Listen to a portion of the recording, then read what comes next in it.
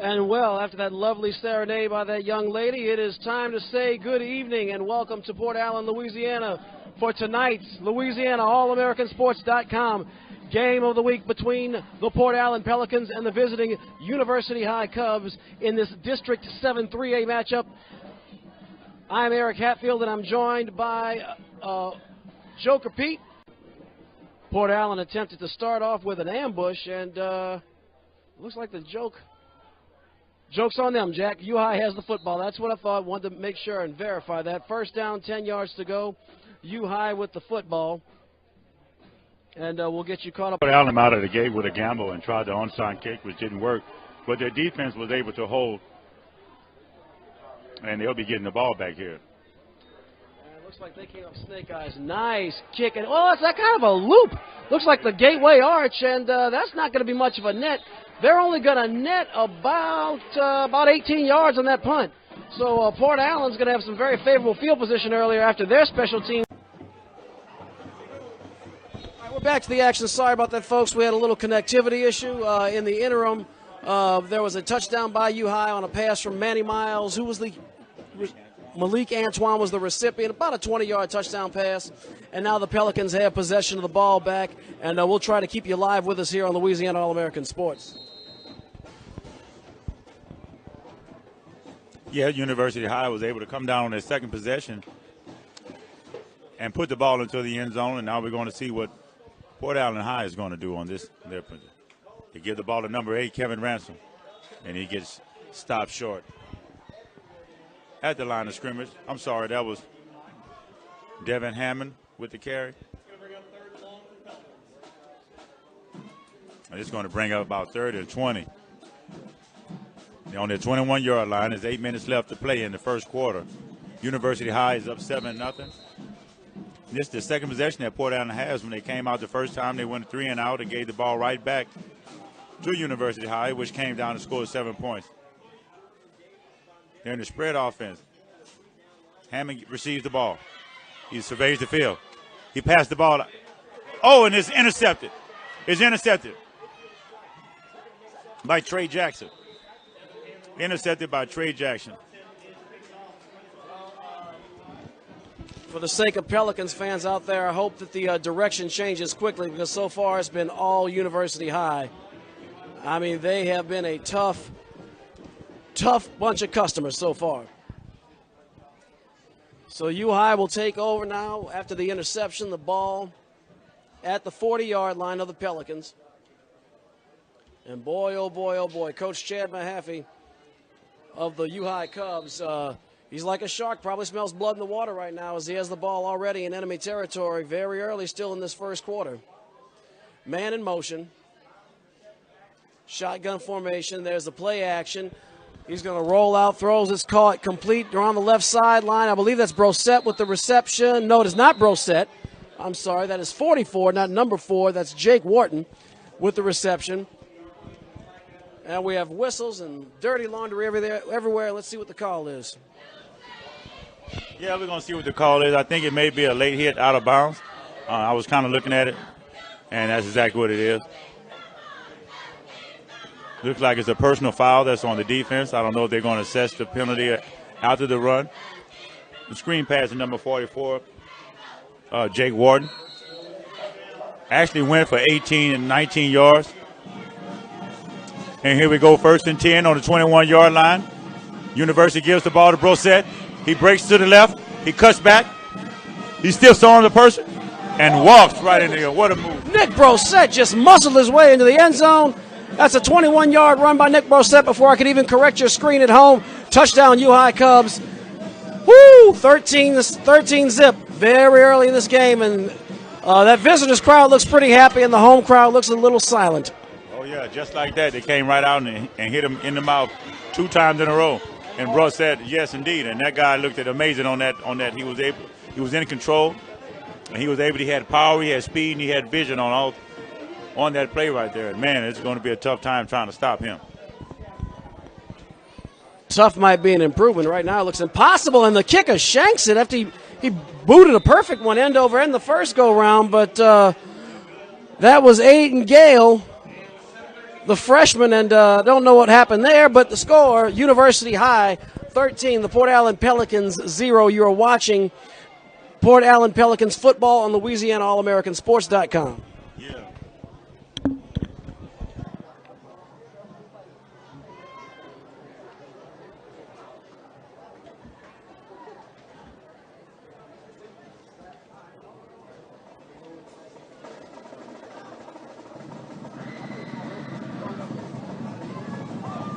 So the Pelicans are prepared to receive the ball yet again. And we'll see how it goes this go around. Maybe the third time's a charm. Maybe they can get it on the opponent's side of the field. Yeah, maybe they can. Coming in, the Pelicans, I think, were 5-1, and University High is 6-0, and so this is a good team. And I think that their pride is going to kick in this time. They know that they need to do something before this becomes a blowout. Yeah, the UI Cubs are a factory. They're 3-0 so far in district play, as are the Port Allen Pelicans. But this is a different breed of 3A football team than these UI Cubs. Oh yeah, these UI Cubs, man, they're like a machine. We're going to see that. We see it at the 20-yard line. Sorry. Looks like it was picked up by Ken Broussard. Broussard is finally touched to the ground. There's a little bit of a rugby stroke. I'm sorry, you were saying?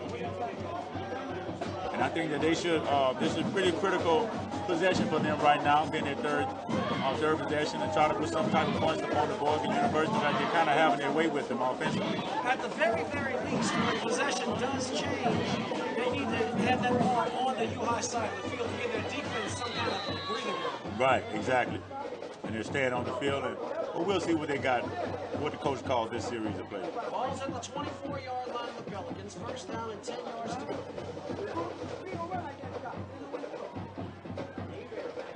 Looks like Alex Hebert is under center. There's the pitch out.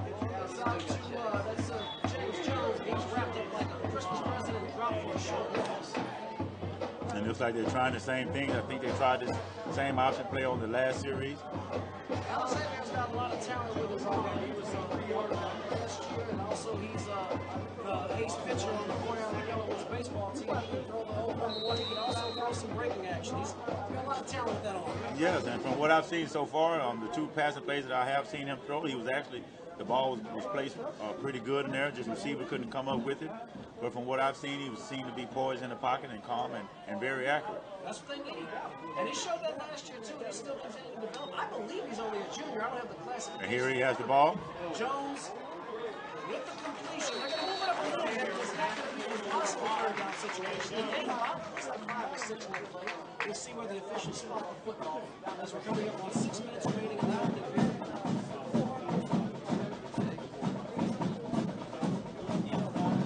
Didn't really look like too good of a spot. The play is going to be 3rd down and 4, which is manageable. This is a big 3rd down for them, I think, for their confidence. Absolutely. 3rd down, 4 yards to go. Here comes Hebert up to the line of scrimmage. We have twins to the right, twins left. The lone setback, I believe, is Jones. Calling the signals, 2 seconds on the play clock. Hebert rolls out, and he put it to his right, floats up a lot of mustard on that hot dog. That was more like some kind of soft pretzel mustard. Anyway, that's going to bring up 4th down. They're going to be forced to punt. Yeah, they're going to be happy to punt on that one. I think he may have just threw it away because there was no way the receiver could have caught that ball. I think he could have maybe threw out in the flat and gave himself a chance. But hey, Well, you know what, I didn't think the receiver was that tightly covered. I mean, there was a man on him. He certainly would have taken it to the house, but I thought he had room to throw the ball. Yes, I did too, and maybe the ball got away from him a little bit while he was on the run. It's not that easy putting the ball on target when you're on the run. So deep to receive for the Cubs, man. Everyone came to see Nick. Oh, he almost blocked it again. That away as the first punt was blocked earlier by U-High while we had the loss of transmission. Meanwhile, I'm sorry, that was not Roset with the return. That was Jelon Baker. And Baker's he does about 30 yards of running left and right, but he didn't go too far. Make about a 5-yard return, brings up 1st and 10 Cubs. Well, look, they didn't shoot themselves in the foot on that special team play. They already had one block earlier. And this time he was able to get it off this time, and the punt cover was able actually to take him down. It looked like he was trying to go here and there, and like you said, he went about 30 yards and only. I'll tell you, there had been another block punt. It was close because that defender was in there, but it could have been the equivalent of Mike Tyson's first-round knockout. Exactly. They scored very quickly off of that last block punt. Deep in Port Allen territory. Exactly, and with the offense that this University High team has, you can't give them no special teams turnovers like that. Absolutely not. First down, 10 yards to go. Manny Miles, the quarterback, shotgun formation, man in motion. Miles throws out to his left, and his caught completely. He's actually going to lose maybe a yard, 2 yard cross the 40, and the completion to number 11, Will Keller. Yeah, that was a great defensive play by James Jones for the Port Allen Pelicans. He snuffed that play right out. It looked like they went to one side and they tried to come back with a wide receiver screen, and he was playing man-to-man cover, and he was able to get the open field tackle. Yeah, Great defense. That was supposed to be a deceptive play. They weren't deceiving anybody on that one. Shotgun. Miles. Oh, and it goes over his head. Go for the ball.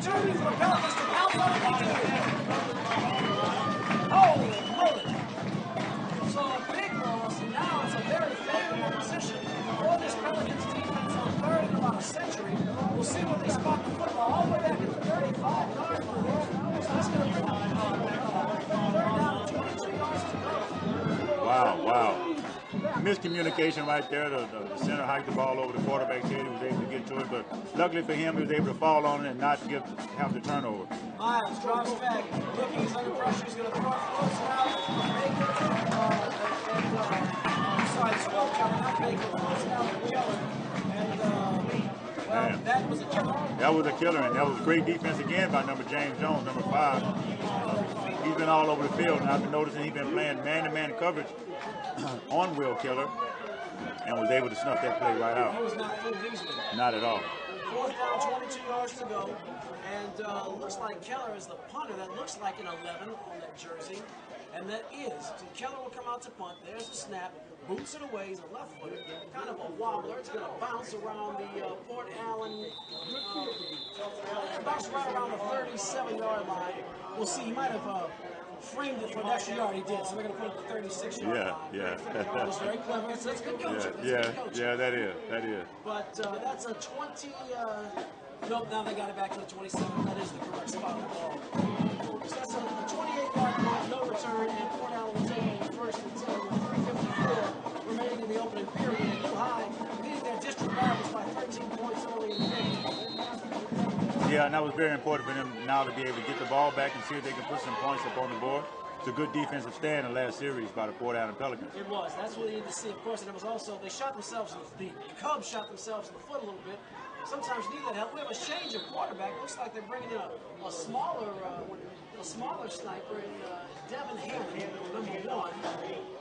And kind of similar, for you regular viewers of Louisiana All-American Sports.com, kind of similar like when the Panthers brought in Jawan Ruffin last week off the bench to run a lot of wildcatish kind of plays. Yeah. To spark the offense when the Panthers were struggling.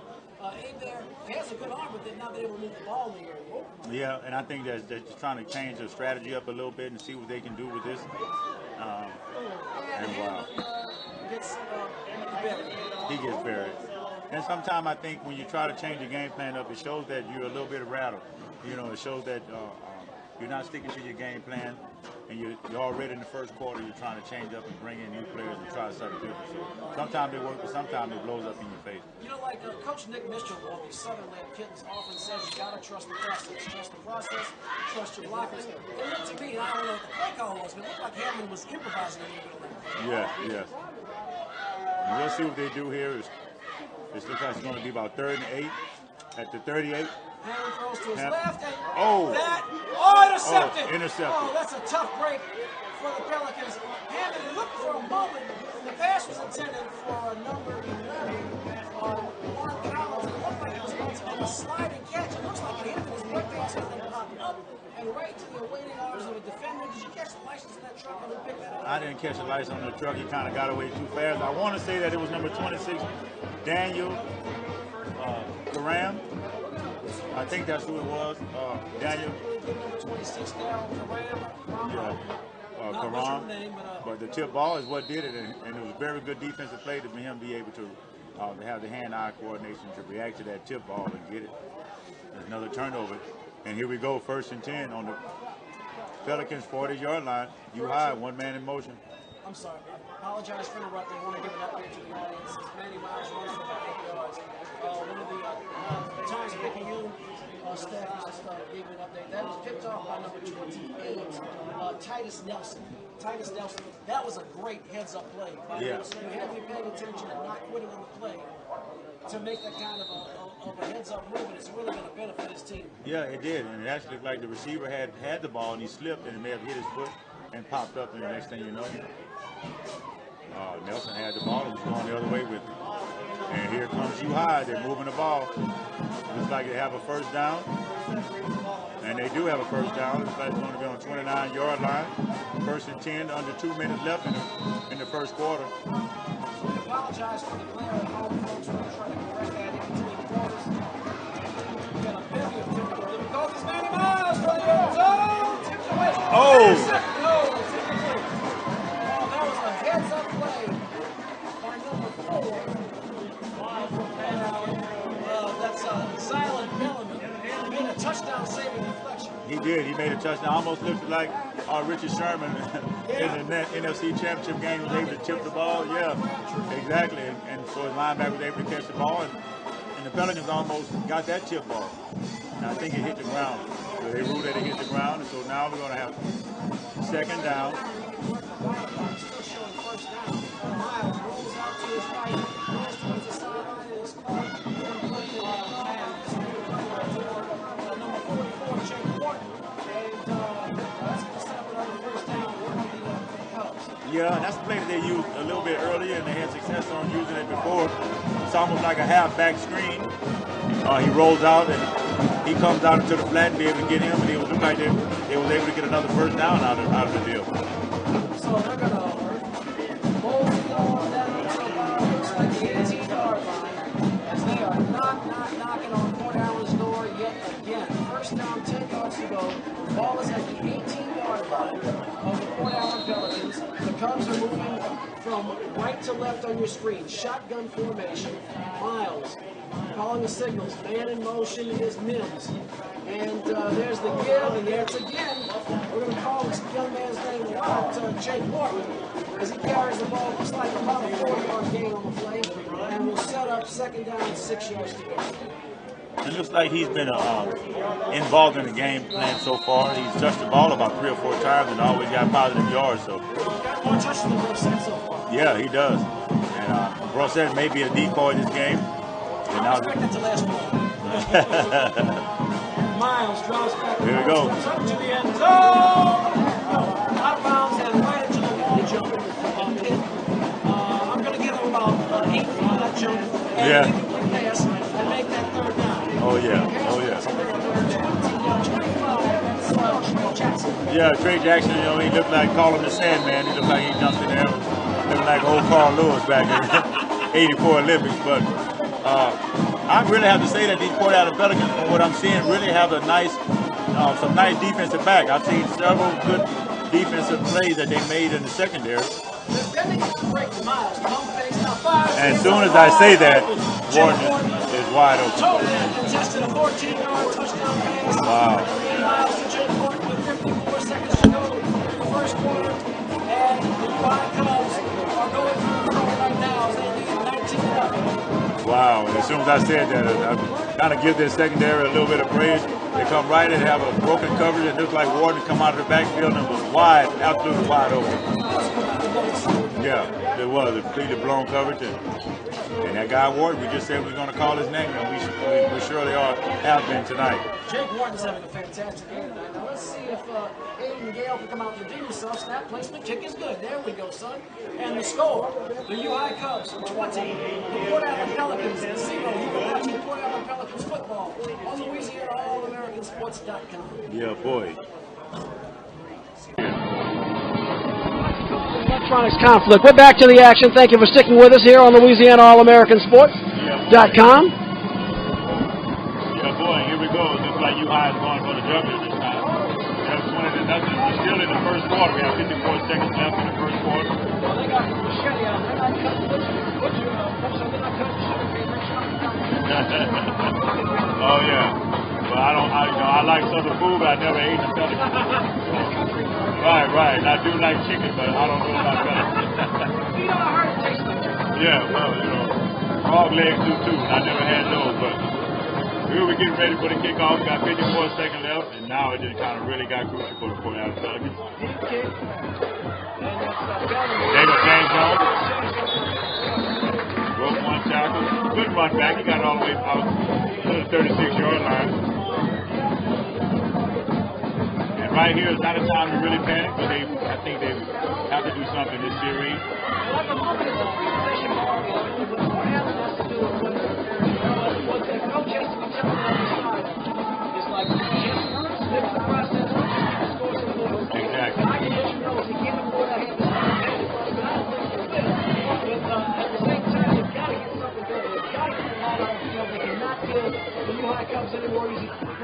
And here we go. Right up the shoot, right into the enemy territory. Ken Broussard with a very nice run. And just like you said, they was able to take the ball all the way past midfield into U-High's territory. So the ball will be on the 47-yard line, 46-yard line. Broussard. Now the Pelicans have something that they can work with. And here we go. He's under center. Gives the ball off to Ken Broussard again. He breaks a tackle. Breaks another tackle. He's taking the ball. Oh, man. It's like a Mack truck. Oh, yeah. He just put him on his back and he took him with him all the way down to the 31-yard line. And looks like they got a little bit of momentum here. I think this is going to be the last play of the first quarter. First and 10, ball on this defense. Port Allen Pelicans got it all right in enemy territory. First and 10. They're going to get one more playoff, or they're going to let the clock run out? That's the end of the first quarter. They actually got one off. Got it off. I mean, it must have been like fractions of a second left. At least the first down. And there's a flag. The flag comes in late. Not a good way to end the period, and that's against the defense. And I was thinking suspicion might be there. We saw that as A.J. Bynum carries the ball. And it's a face mask against McCollum. Pelicans on the first and 10. That should be half the distance to the goal line. So it should be first and 10 around the 11-yard line. We return to watching Port Allen Pelicans football on LouisianaAllAmericans.com. Yeah, boy.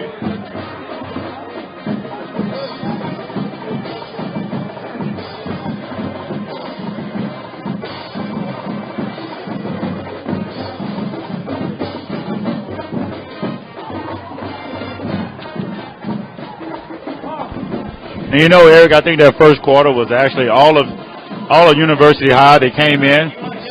The Pelicans tried an onside kick with the first play of the game, and U-High wasn't able to capitalize. But they got a block punt, on the first possession of the Pelicans and was able to cash that in. And ever since then, it looks like their offense has been rolling. Oh, yeah, U-High they have been on a tear. They've been very comfortable, very fluid in their offense. The passing game is the best out of any high school offense we've seen all season. I think so, too, and I totally agree with that. They was able to capitalize and have a couple of turnovers to help those guys out. But now I think it's going to be 15-yard line, it looks like.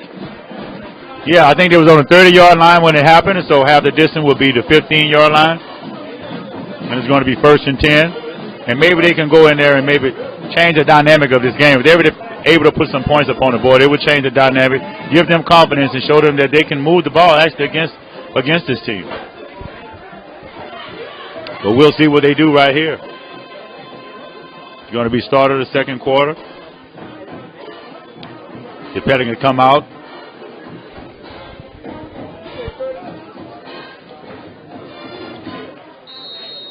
Looks like Alex Abear is going to go up under center.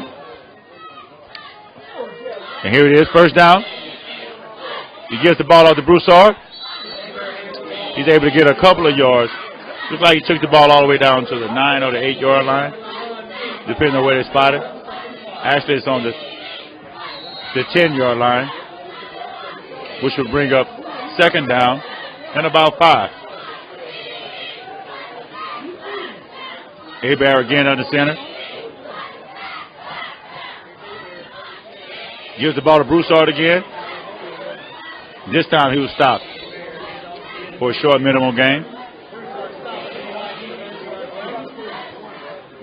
Now it's going to bring up very important third down to see if the Pelicans will be able to make a first down. This is a big call right here. Hebert gets the call. He goes up under center again. Has one receiver out on the outside. And they run the same play again. I don't think that was very creative either. It's fourth down. They're going to decide on what they're going to do here. I guess it's pretty much a no-brainer. They have to go for this. Down 20 points to an offense like this. Field goal's not going to do much for you. That's even if you get it. That's what I think, Eric. Hebert's looking on the sideline to get the play. It's going to be fourth down. There's only 6 seconds left on the play card. They're going to call the timeout. Timeout to Pelicans. I think that's probably the right choice. You cannot afford to squander this opportunity. You've got to close that gap. It's a 20-point game. Yeah, and I think that maybe on third down they should have came with they used the same play on second and third down. It was very important. I think they should have at least tried to change it up or screen pass or try something different. So it looks like U-High was like they was waiting on those calls. So the break of the action is 20-0. I'd like to remind you to join us tomorrow morning on the Louisiana All-American Sports Radio Show on 96.9 FM WHYR Baton Rouge Community Radio. Saturday morning at 11 a.m. If you live outside of the Signal area, if the signal's kind of weak for you, hey, you can join us from anywhere in the world at WHYR.org. We'll have a lot of LSU talk, Saints talk. We'll talk about all the prep football action, the World Series, and more. Louisiana All-American Sports, Saturday morning, 11 a.m. on 96.9 FM, WHYR. And here we go, fourth down. The Pelicans. Hebert on the center. Oh, he gave the sweep. Looks like U-High is on that. And they didn't make it. Turnover on downs. Ball goes back to University High. What do you think about that call? That was perhaps the most uninspired play call I've seen in a crucial situation all year. I think so, too, especially coming out of a timeout. I mean, you should have, I think, maybe more of a creative play to be able to catch those guys off guard, but to do a sweep like that, and the way that this defense has the speed and was able to just run them down, it was like a no-brainer. But, hey, who am I? I'm just a guy here calling the game. I always say the next high school game that I'm the head coach of will be my first, but that, like I said, that was a little underwhelming. Hey, but nevertheless, they're at the looks like the 6-yard line.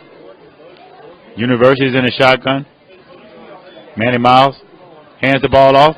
He breaks the tackle, goes from the outside. First we've seen a big play from Nick Brosette. That's the first we've seen all night, and I'm sure there's a whole lot more where that came from. And it was almost like he was just floating down the field that time. The offensive line they really gave him a big push, and he cuts it to the outside, and it looked very, very poised there. And that was almost a 38, 39-yard run. About the 40-yard line of the Fort Allen Pelicans. First down, 10 yards to go. Shotgun formation, trips left, one to the right. The lone setback, I believe, is Brosette. There's Wharton in motion. Miles, it's a reverse. It's a reverse. Trick play, and they got all. Oh, my goodness. Will Keller still on his feet. Onto the 40, 35, 30. He looked like a man amongst boys out there as he runs it all the way down to the 33-yard line. That was a massive gain. And just like that, the U-High Cubs have headed into enemy territory yet again. And just like that, and that's what we was talking about on the last series, about being able to be creative and have a creative play caller. And that was a very creative play. They caught the defense going to one side of the field, and he came back with the reverse and was able to get a 30-yard gain all the way down. And here they go again. Brosette up the middle. Brosette's brought down, but after a decent gain, about 5 yards on that play. Yeah, it looked like he fell for about 3 yards that time. Fell forward and looked like it's going to be second down and 5. And here comes University High again, threatening again. On the 27-yard line of the Pelicans. And they just took this ball and just marched their way all the way back down. And there's 2 or 3 plays. Shotgun formation. Oh, there's a check with me. Shotgun formation, trips left, one receiver to the right. The lone setback is Nick Brosette. And let's see what Miles has. He hands off Brosette right up the middle. They saw him coming. They got him. He got a short gain, and it's going to bring up third and very short. Third and about 2 yards. When you got a guy like that as talented as Brosette, then hey, you have to give him the ball. You have to. Your playmakers have to be able to touch the ball. And I see that University High coaching staff seems to know that, and they're giving this guy all the opportunity, and he's delivering tonight. Ball is right at the 25-yard line. It is third down and 2 yards to go. And here come the Cubs up to the line. Shotgun formation. There's the handoff to you-know-who, Nicky B's. Nicky B with the ball. There's a flag down, but it's in the area of a false start. It is a false start, so that'll push the Cubs back 5 yards. And that's going to make this a little bit more of a challenging third down conversion situation. Yeah, now it makes it a little bit more challenging. But, if I was a coaching staff, this guy, Brosette, I think I would really seriously think about giving it to him again. He seems to, he just seems to have the it factor. Sean Johnson, just get him the, get him the darn ball. Twins, he moved again on that one. They missed that call. He's wide open. Oh, he caught it. He caught it. On kind of a high floating pass into the right flat. That was a great play by Warden. Good job keeping his eyes on the ball, and that's going to set up a first and goal for the Cubs. And what a beautiful catch. And actually what he did was he turned his body and shielded off the defensive back and was able to wrestle the ball out of the air and take it away from defensive back and had the presence of mind to stay in bounds and get the ball all the way down close to the goal line. Ball is at the 8-yard line. There's the handoff right up the middle. Nick Brosette, he goes nowhere. That's the first time I think I've seen him stop for a 0-yard gain. I think so. I think that was kind of a check play. The defense was kind of waiting on that. That was maybe the prototypical call you would call with first and goal. At least give Brosette a shot at it right up the middle. I think that's not enough. You're not beating us anymore with Nick Brosette. At least not on this play. Yeah. And here we go. Looks like another false start on the line. And we have that's costly. That hurts because now you're looking at a second and long situation all the way back to about the 13-yard line. And now they probably have to pass or come up with something a little creative to get that first down. Yes, this definitely changed the dynamic of the play calling. But with the way they've been rolling, hey, this may actually give them a little bit more room to work with. Who knows? And here we got. And there he is, right up the middle. Touchdown. Touchdown. Dylan Moses. Dylan Moses made that look easy, man. He really did. And almost, like you said, the penalty almost looked like it helped them. Because when they got backed up to 5 yards. Dylan Moses parts the blue sea. And another touchdown for the Cubs. What a big turnaround. And they go from the Pelicans being able to not convert on 4th down into University High coming all the way down and scoring 7, which was a 14-point swing. Boy, oh boy, oh boy. So here comes Aiden Gale out to attempt the extra point. Snap, placement, kick is good. And the score, the U-High Cubs 27, the Port Allen Pelicans 0. You're watching Port Allen Pelicans football on Louisiana All-American-Sports.com. Yeah, boy.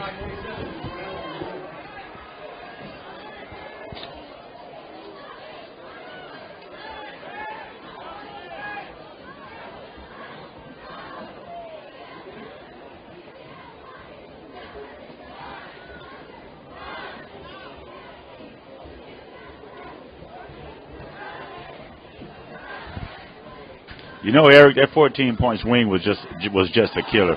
The Pelicans had an opportunity. They was driving the ball down the field, but he just wasn't able to punch it in. And that was so costly. And just you would hope that they would have come up with a more creative play call. The U-High defense is very quick. Their linebackers are speedy. I mean, this team is in New Orleans every year. It's just a sweep play. It almost begs for the Will linebacker or the Sam linebacker to say, "Come get me." Right. And I totally agree.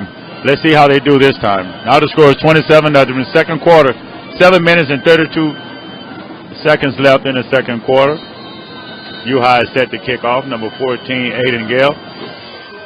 And he pooches it And looks like he called a fair catch. Yeah, that was Telson Allen. He was a fantastic basketball player, by the way. Telson Allen took a little extra shot. Wow. Telson Allen, the spark plug.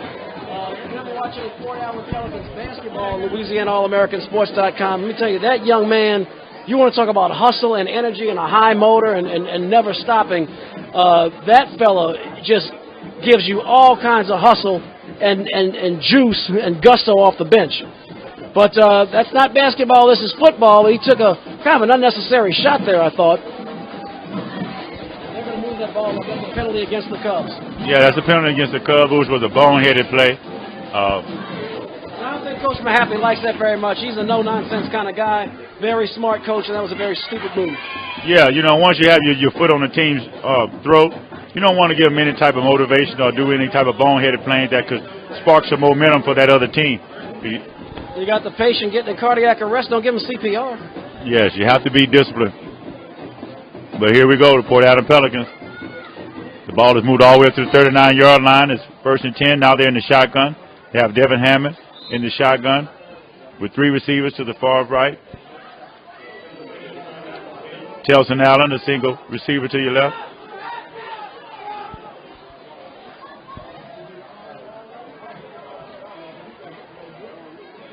Now there's some type of confusion going on with the players. Officials are conferring over something, and I can't tell if they're trying to see if the spot of the ball is correct or it's a clock issue. I'm actually a little taken aback here.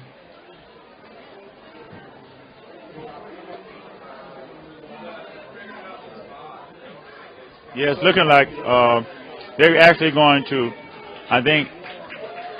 They're walking up to the 41-yard line.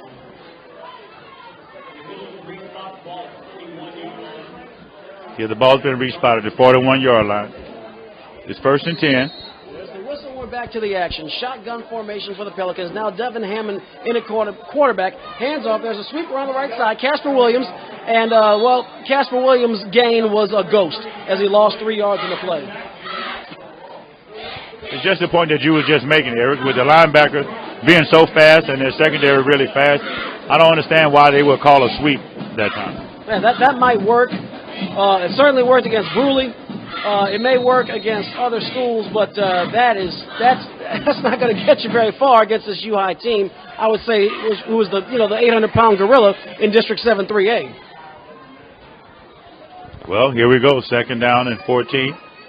Ball is at the 38-yard line. There's the handoff from Hammond. He gives it. I believe that's Casper. Was that Casper Williams again? Looks like Kevin Ransom. Number 8. That is Kevin Ransom. You are correct. A little bit on the far side of the field, and Alex Hebert is coming back into the game at quarterback. 6 minutes, 31 seconds to go in the half. Oops, sorry about that. U High absolutely smothering these Port Allen Pelicans, and now it's 3rd and about a mile. 3rd down, 13 yards to go. Hebert, shotgun formation, twins to his left. Hebert steps up, fires downfield, intercepted. Boy, that was just telegraphed. Number 6, Dylan Moses, parting the blue sea, parting the red sea, parting the green turf sea, into the end zone, touchdown, Dylan Moses. That's a 52-yard interception return for a touchdown by Dylan Moses. And, I'm a call. This might be the first time I've done this in the first half of a game, but time of death, 6 minutes and 1 second remaining in the second quarter. The fat lady's already rumbling her big butt down the steps right now to come sing. The route is on. U High 33, Port Allen 0. Wow. All defense. This U High team is very impressive. They scored on pretty much every type of way you can score now. They got a block punt on their special teams. They got a pick 6 now. Looks like from the linebacker, actually. What speed did he have? He was very aware of where he was, and he was able to get all the way 52 yards and return the ball into the end zone. And they scored on their offense. And, while we have an opportunity as Aiden Gale comes out to attempt the extra point, while, I always like to give some kudos and some props to our Louisiana All-American Sports friends. And one of our friends, the Southern Lab Kittens, played these very same U High Cubs early this year. And it was a single possession game at the very end. before, in 2013, we brought you U-High at Southern Lab on Louisiana All-Americansports.com, and the result we saw there was very similar to what we're seeing here. It was over in the first half. I say all that to say it looks like the job that Nick Mitchell has done with that single-A school, the turnaround he's had in just one calendar year is absolutely incredible. When you consider that he had this U-High team on the ropes up to a point, and there we have a quality of 5-1, a 3A school that's undefeated in District 7 3A play, getting the Pelicans getting their feathers plucked. Yeah, and it's very, very impressive. You know what I mean? Me and you have seen a lot of games this year, Eric, but I can honestly say that this U-High team, to me, is probably the most impressive team I've seen so far this year. Not only did they have the coaching and the right type of plays and the athletes, and I've seen other athletes on other teams that was really good, but these people here have the total package. They have good play calling, they have good fundamentals, they have good discipline. Some of the plays look like plays you'd see at a small college program. Yeah, yeah. Rosette's gliding. Of course, he's going to be in a big college program next year at LSU. But, catches by Wharton, the way that Manny Miles is throwing the ball with touch. This is just a well-coached team, and that's why you can expect to see them in the Superdome in December. Yes, most definitely. Very, very impressive. Aiden Gale, end-over-end kick to the near side. It's fielded at about the 28-yard line. They're actually going to lose 2 yards on the play. Be first and 10 at the 26-yard line as Donald Johnson went the wrong way on the kick return.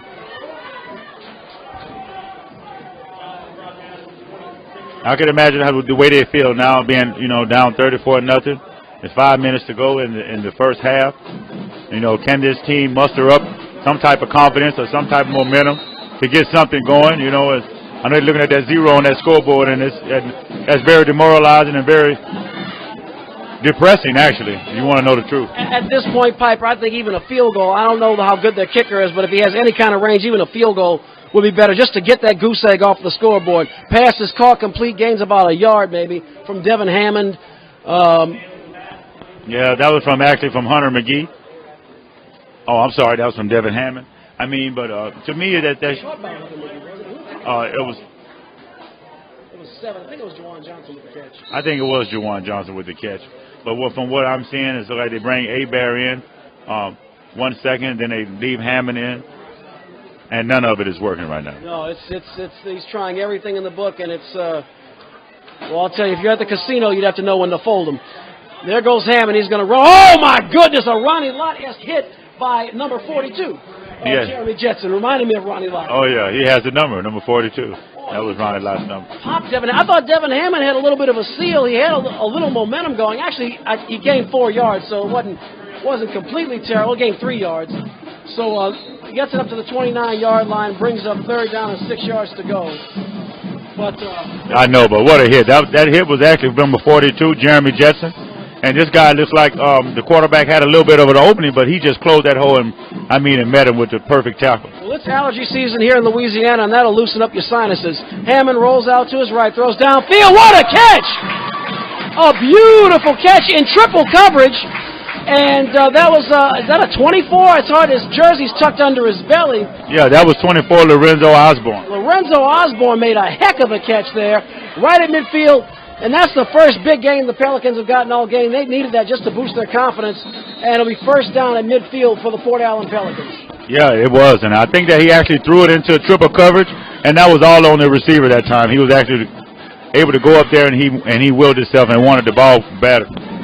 Hammond goes way downfield, too much mustard on that hot dog, and that could have been easily picked off. Number 24 for U-High, Malik Antoine was right there in the area, and had he been 2 more steps back, that would have been another turnover.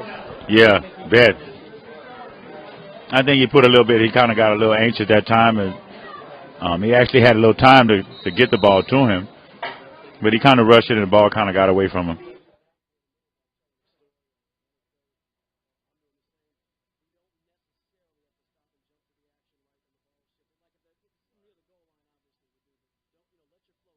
Right. Hammond, downfield.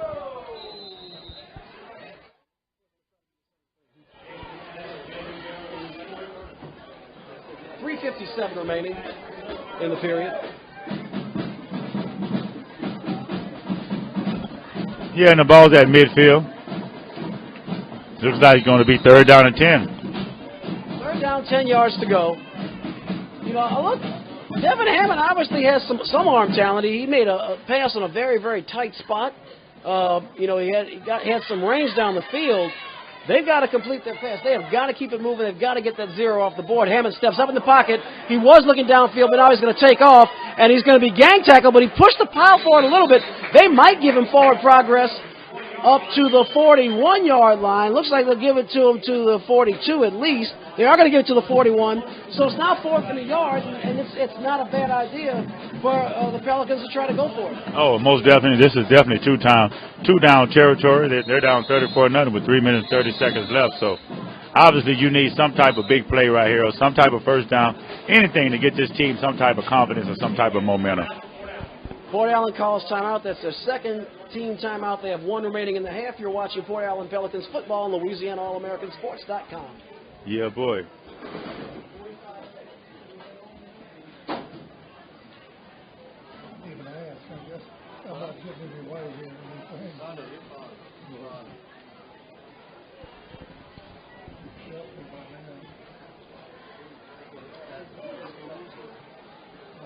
Well, you can tell, Piper, this is just a different. You can actually hear the U-High cheerleaders all the way over here, and they all look happy and pepped up, and you hear mausoleum-like silence on this side of the field. Exactly on this side of the field, and I want to give a shout out to the Breast Cancer Awareness Month. It looks really good out here. Everybody's in their pink, and we're celebrating the Breast Cancer Awareness Month. And if you're able to donate and try to donate, so we can try to cure this thing. This is a serious disease for America, though. Real men wear pink. Alex Hebert tried the quarterback keeper. I don't think the center exchange went off very smoothly. It did not. It's an unmitigated disaster, and another turnover on downs. And to me, another bad call. Another bad call. I would at least use my running back to try to get that yard and a half. But it wasn't just a couple of inches. That was a full yard. Yeah, I have to holler at Coach LaBorde. He's the offensive coordinator. Everett, also the head coach of the Port Allen baseball team, and I'm going to have to ask him what the strategy is and what he thinks he saw.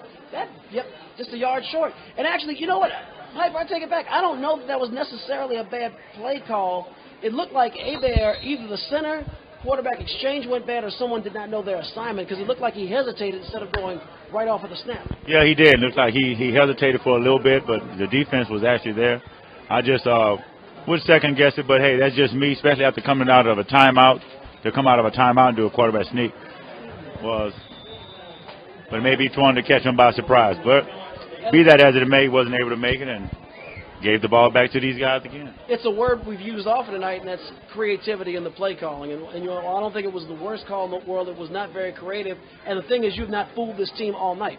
They've been seeing you coming. You've got to mix it up and do something different at this point if you're going to keep the ball rolling. Because right now, the few times that U-High has even broken the tiniest sweat, they've wiped it off of their brow with a big defensive play. Oh, yeah. Here comes that machine again. 3 minutes left in the second quarter.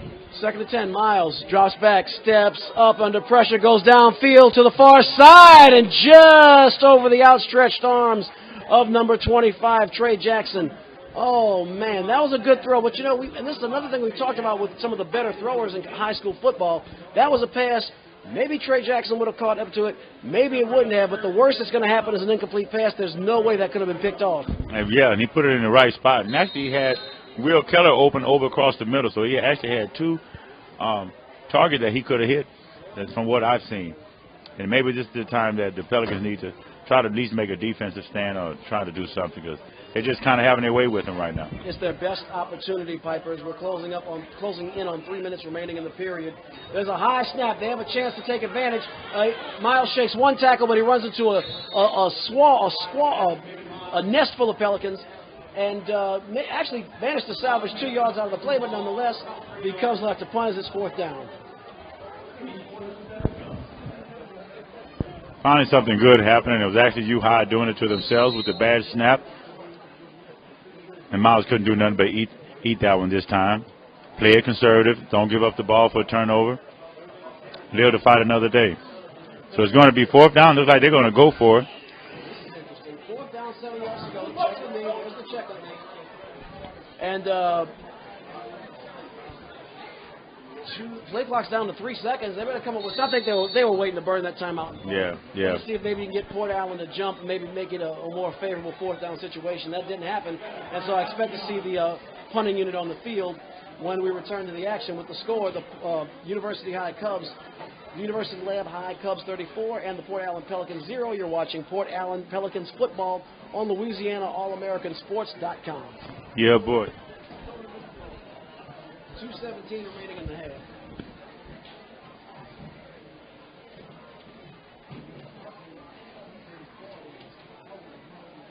And I'll tell you, I think if U-High had gone for it, the defensive players, the defensive staff, including Coach Leonard Parker, father of a recent Port Allen graduate Nick Parker, now Loyola Wolfpack basketball player, All-State Nick Parker. But anyway, he's the defensive coordinator. Parker would be like, really, again? Right. Have you stomped us enough? Is there really more where that came from? Right. Well, I think on fourth down, they would have went for it. Hey, they're up 34-0. They got total control of this game. It wouldn't surprise me none if they want to just try to keep the ball all the way until the end of the first half. But now they have to punt her out. Here comes Will Keller to kick it. Deep to receive is the spark plug, Telson Allen. And he boots it away. That's a knuckleball coming right to the spark plug. Let's see if he can ignite this team. No dice there. I think was stopped in his tracks. No gain on the return. They'll spot at the 22-yard line, and Port Allen will take over again with 2 minutes and 8 seconds to go in the half. Very good special team coverage right there. They didn't allow him to even do anything. It actually looked like a loss about 4 yards. And they played every asset or every phase of this football game to perfection so far in this first half. They sure have, Piper. I can't agree with you more. This has been like bowling a 300, or it's like bowling a perfect game through 5 frames so far, which is what we have. Because halfway through, the U-High Cubs, except for that high snap early in the first quarter, they've done everything just right. Yeah, and I totally agree. And here they are. They brought Abraham back in the game again. He goes deep over the middle. Number 7 got some more. That was a nice catch by Jawan Johnson, and he took that first hit like a champ and actually kept going for another couple of steps. That's going to be a very big gain as the flags are in the secondary area, so I don't believe it's against the Pelicans. We'll see what the call is in just a moment. Yeah, very good catch right there by Jawan Johnson. Over the middle, was able to take the hit and drag the defender another couple of extra yards. We got the referees confirming right now as they pick up the flags and let us know what is going on. It looks like it's going to be on University High. Pelicans, I think, are going to decline this penalty. Well, they should. They should, unless it was after the catch, and I don't think it was. It's defensive holding. Penalty is declined. With a personal foul. I was wondering why they were moving the ball, and that one's going to be accepted, I'm sure, as that's after the play. And so it's a first down, and hey, through a boneheaded, that's 2 not so smart personal foul penalties in which a player for the Cubs has lost their cool. That's really the only other thing that U-High has not done right tonight. It's going to be a 1st and 10 inside a Cubs territory for the Port Allen Pelicans. Shotgun formation for Hebert. Drops back, steps up, floats it high, intercepted. Oh my goodness, read his eyes. That's all the way back. And Lorenzo Osborne's going to take that to the hizzle. 15-10-5 touchdown. That's a 61-yard interception return for a touchdown by Lorenzo Osborne. And just like that, the Cubs have cracked 40 before the half. Wow. That's all I can say. He floated that out there, and then, man, he bit on that and got a big jump on it and was able to rip it out the air and go all the way and take it to the house for the second interception return for a touchdown in the first half. Wow. And program note for our viewers and for spectators here, the fat lady has actually decided to cancel her show and go home because she knows that she's not needed. Yeah, I guess she go put her sister in the place. Yeah, hopefully she's slim. But hey, this one ain't looking good for the home team. I'm not really sure why the kicker, Aiden Gale's checking with the side. Okay, he's waiting. They only had 10 on the field. So Gale will come on to attempt the extra point with 1:47 to go in the half. The clock goes down to 0, but I don't think the ball's been blown into play yet. Hey, well, right now they can pretty much do whatever they wanted. It wouldn't matter. I think that play right there signified to me that I think that was the second or third time that I've seen that the Pelicans got some type of little bit of momentum And then in just one play maybe after that, they shoot themselves in the foot and cause a big turnover. Well, that is so costly. There are a lot of areas we can point to say where things change. The turnovers on downs, the lack of creative, two critical missed fourth downs, the turnovers, the lack of creative play calling. Just from top to bottom, it's one you just kind of throw in the dumpster and say, let's come back next week. I think I'd burn the game film from this because there's not a whole lot to learn except for watching Nick Brossette glide up and down the field. Snap placement, kick by Gales up and good. That was from 25 yards out. Not always easy for high school kickers, but he made that look nice and smooth. And the score, the U-High Cubs 41. The Port Allen Pelicans 0. You're watching Port Allen Pelicans football on Louisiana AllAmericanSports.com. Yeah, boy.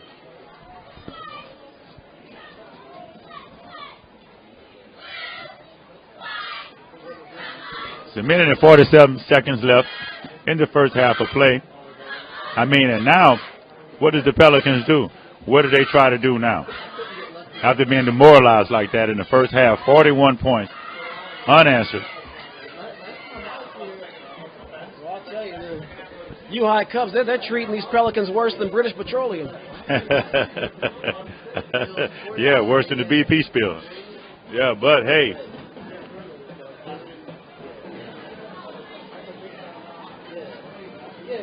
Only thing I can see is maybe you can try to take some things from this game. Actually try to take some pointers from what they're doing to you. And try to maybe get some type of moral victory out of this game. Just still continue to play hard and fight. 1:47 to go. Gale kicks a looping end-over-end kick that's fielded near the near sideline. That's Broussard still on his feet, and they're grabbing onto his jersey, finally wrestling Broussard down at the 45-yard line of the Pelicans where they'll take over 1st and 10. Good punt return that time by Ken Broussard.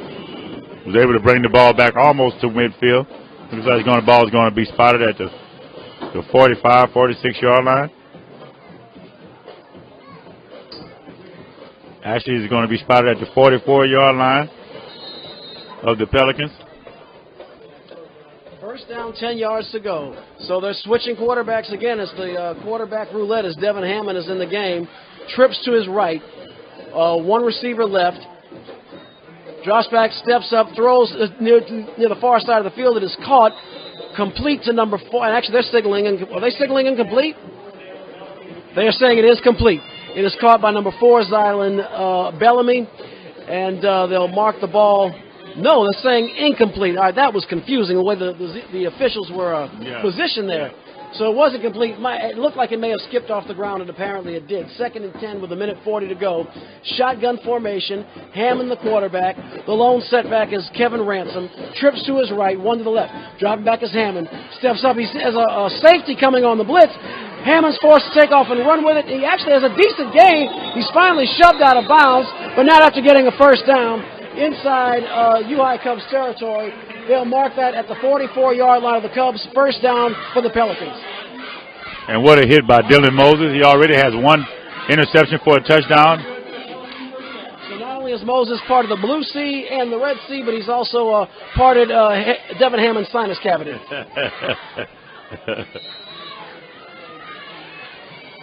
Oh, yeah. He led them to the promised land on the last series. But here we go with the Pelicans, 1st and 10. Devin Hammond in shotgun. Oh. Pass intended for Telson Allen, a little too low, incomplete, brings up 2nd down.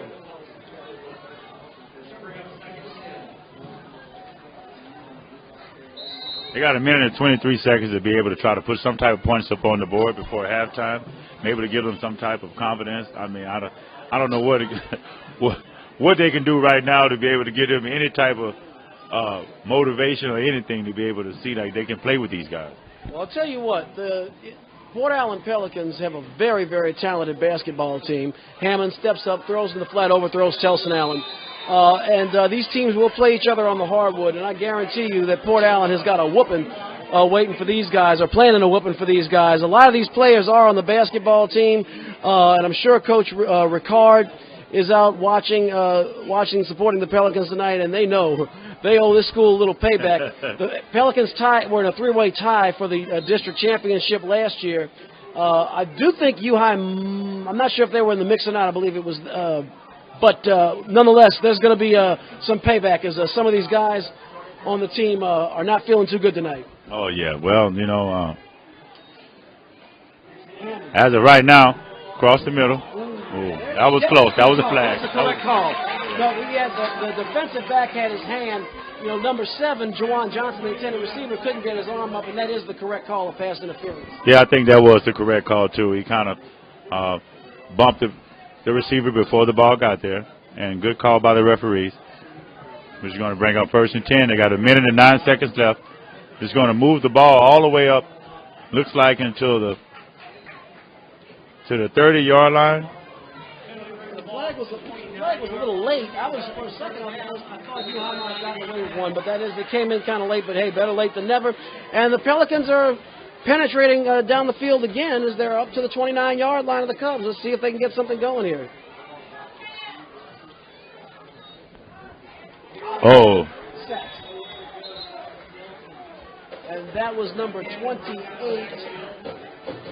They're going to use it. Titus Nelson. Yeah, great defensive play again. Looks like they're not going to use their timeout. They're going to just let the clock run. There's 52, 51, 50 before halftime, and I guess they're not going to even worry about sending in a special play. It's 2nd down. Oh, he's wide open. He's wide open. Touchdown, Port Allen, and just like that, the Pelicans are on the board. A 35-yard pass from Devin Hammond to Telson Allen, the spark plug, and that zero's coming off the board. Yeah, finally they was able to get a touchdown before halftime. Hey, that maybe give him a little bit of confidence. But it looked like broken coverage to me, and he was down the field by himself. Easy throw, easy catch. So Allen living up to his basketball nickname a bit of a spark plug, because at least you can go into halftime knowing you're not getting shut out. And I think that's very important for high school football. Yeah, and it looks like he's the field goal kicker. Wow. Well, you can't do everything. Right. The kick is no good. It sails off to the right. The score, the Port Allen Pelicans trail the U-High Cubs 41-6.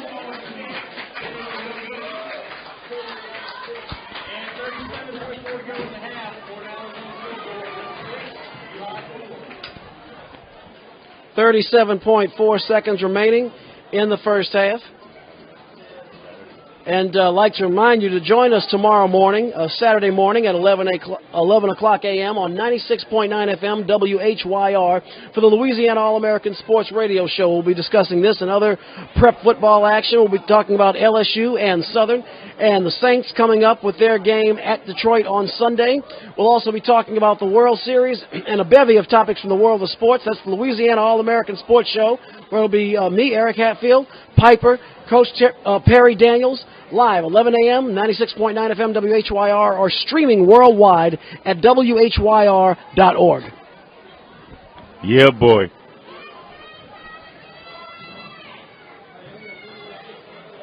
So,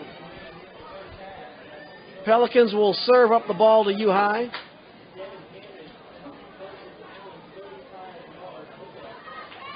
And hopefully Telson Allen has a little more air under the ball on his kickoff than there was on that extra point. Yeah, I know. It looks like he's doing double duty here. He's getting ready to kick off. Let's see what he does. Allen, it's a low knuckleball picked up at the 30-yard line. And I believe that was Moses. I'm sorry, that was Titus Nelson. And he runs it back. Looks like he runs it back for actually not much of a gain there, about a 2-yard gain. And that's where the Cubs will take over 1st and 10. Yeah, I think they're probably just going to pretty much kneel on the ball right here. Hey, I probably would give it to Brosette the way he's playing right now. I'm going to want to autograph him for his. I'm going to want to authenticate autograph him the way he's doing this first half. Yeah, well, you look a bit. I don't know. You might want to do that now before those NCAA people get in here. Get LSU in all kinds of trouble. He's going for that state scoring record, but that looks like their victory formation. I wasn't sure if that was victory or pistol. But, yeah, you're clobbering your opponent 41-6. Just taking. And there are flags everywhere. How do you get a flag in victory formation?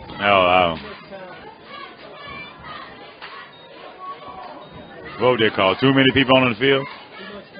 It's 3. Well, that might be delay of game. It is delay of game. It's one of the other press box man as a signal, so that'll move it back 5. Looked like they had 12 people on the field, but hey. See that guy just got off the field, number 4. He was. And actually, that's exactly what they found, Piper. Is They had too many people on the field for Port Allen. Good call, man. Good eye on that one. That one got past the first down and 5. They should take a knee and round the block, and they do.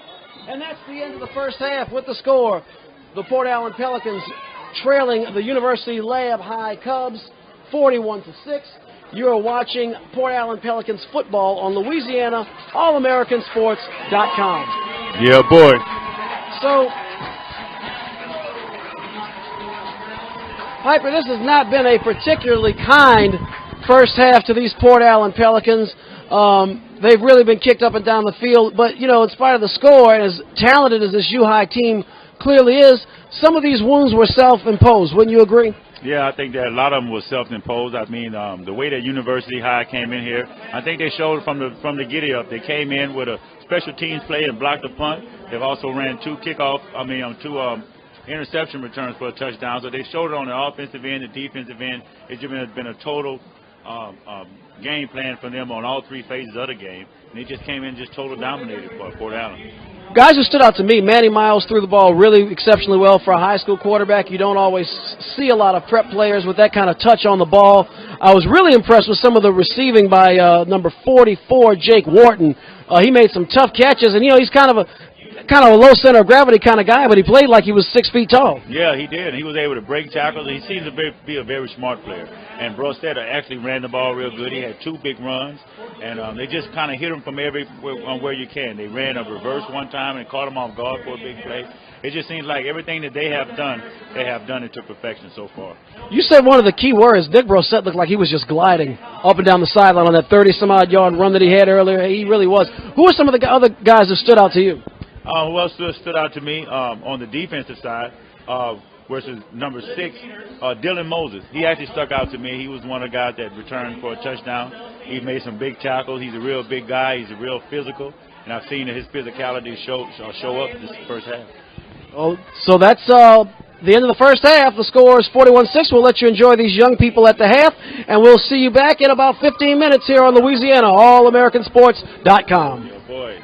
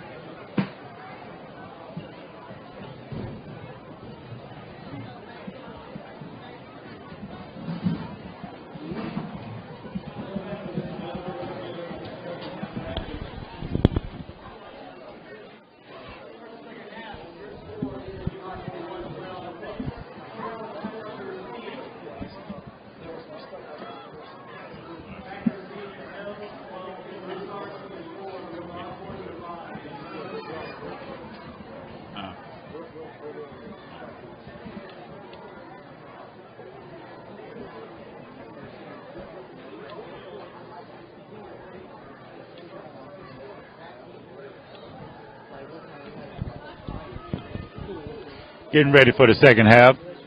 Third quarter. The score is 41-6. You're listening to the Louisiana All-American Sports Show with Eric Hatfield and Piper. And we're off for the second half. Port Allen gets the ball. He fair catches at 31-yard line. That was number 81, Telson Allen, with the fair catch. And the Pelicans get the ball first the second half after being shellacked the first half. They actually scored on the last possession of the first half, giving them 6 points. First it was a rout, though. I mean, U-High came out like Wolverines and just jumped all over them from every angle you can imagine, from the special teams, defense, offense. The claws. Yeah. And here we go. First play of the second half. I see they brought out Alex Hebert to start the second half for the Pelicans. And he gives the ball to look like Kevin Ransom. 4 or 5 yard gain. 4 yard gain. It'll be second down and 6. Hebert's in the shotgun.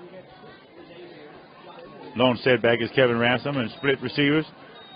He goes to the far side to 81. Incomplete.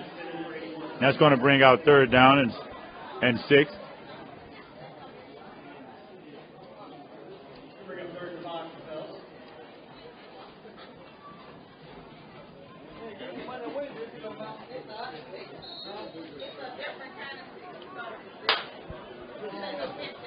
This is going to be third down and 6. Hebert is in the shotgun formation once again. And hands the ball this time to Kevin Ransom. And looks like he's going to be stopped short of the first down, which is going to bring up fourth down. And they're going to have to punt the ball back to U-High. Yeah, trying to go for it would be a zero-sum game almost. I mean, you haven't succeeded much in short yardage. It's not even that short. It's about 5 yards to go. And you just be giving U-High a short field. Yeah, and I think that, it just seems like right now they don't have any pep in their step. They don't really seem to have any urgency. I think maybe the first half it just kind of knocked the wind out of them. Alex Hebert, the punter, deep to receive for the U-High Cubs is number 81. Actually, that is not number 81.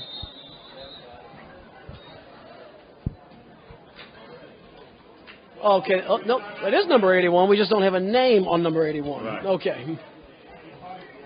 And we have a break in the action with the score. The University High Cubs 41, the Port Allen Pelicans 6. You're watching Port Allen football on LouisianaAllAmericanSports.com. Yeah, boy. Be sure to join us tomorrow morning, Saturday morning, 11 a.m., every Saturday morning at 11 a.m., the Louisiana All-American Sports Show on 96.9 FM, WHYR, Baton Rouge Community Radio. It'll be myself, Piper, Coach Perry Daniels. We'll be discussing all of the world of sports, the hottest prep action, LSU, Southern, the Saints, the NFL. Of course, we'll be talking about the Kansas City Royals and San Francisco Giants in the World Series. We will have Professor Terrell Johnson on board with his history class. We'll have another I Told You So session and a whole lot more. It'll be a lot of fun. Join us tomorrow morning, 11 a.m., 96.9 FM, WHYR. It's a low-power station, so if you can't pick up the signal, you can hear us from anywhere in the world at WHYR.org or on the TuneIn app on your Android phone. Alex, boots it away. Ooh, boy, it was almost blocked. He had Keller in his grill, scooped up by the return man. Oh, mama. He was at the 41. He's taking it to the house. Look at the speed on this guy. That was a 59-yard punt return for a touchdown by number 81. We don't have a name on this young man on the roster, but he was quick. Oh, yeah. Where has he been? Where has he been? We just call that guy the Phantom, but we don't have a name for him. But I like that. I think we got a name for this guy. The Phantom. Well, the Phantom just took it coast to coast like a ghost very quickly. I'm assuming this kid is an undergraduate because we have not seen him throughout the entire game, but if he wasn't getting playing time before, he's going to be getting some now. Okay, thank you. One of the gentlemen in the press box has told us that is number 3, Jalen Baker, so maybe Baker had a rip in his jersey. Well, that's the first I think we've seen Baker get the ball. Wow. Oh, wow. Wow was right. Wow. I'm actually I was left speechless. Yeah, I know, and it just seems like to me it was another special teams play. Another special team. They almost blocked the punt, and then he was able to get the ball off of the bounce in stride and great blocking upfield. And he just cut it back one time, and it took it all the way to the house. The Phantom. The Phantom, he hit that seam so quickly. And the thing was, as soon as he hit the first seam, my first thing I thought is, my goodness, he might get it. He might take it all the way. If he gets past this next tackle, he's gone, and he sure was. And he sure was. He moved down the field quickly. There were 10 minutes and 33 seconds to go when that play started. There are 10 minutes and 21 seconds remaining now. Right, and that's after the extra point. Right. Wow, I mean, they just jumping all over me, every aspect of the game. Special teams, defense. I mean, what a showing that these University High Cubs are showing tonight.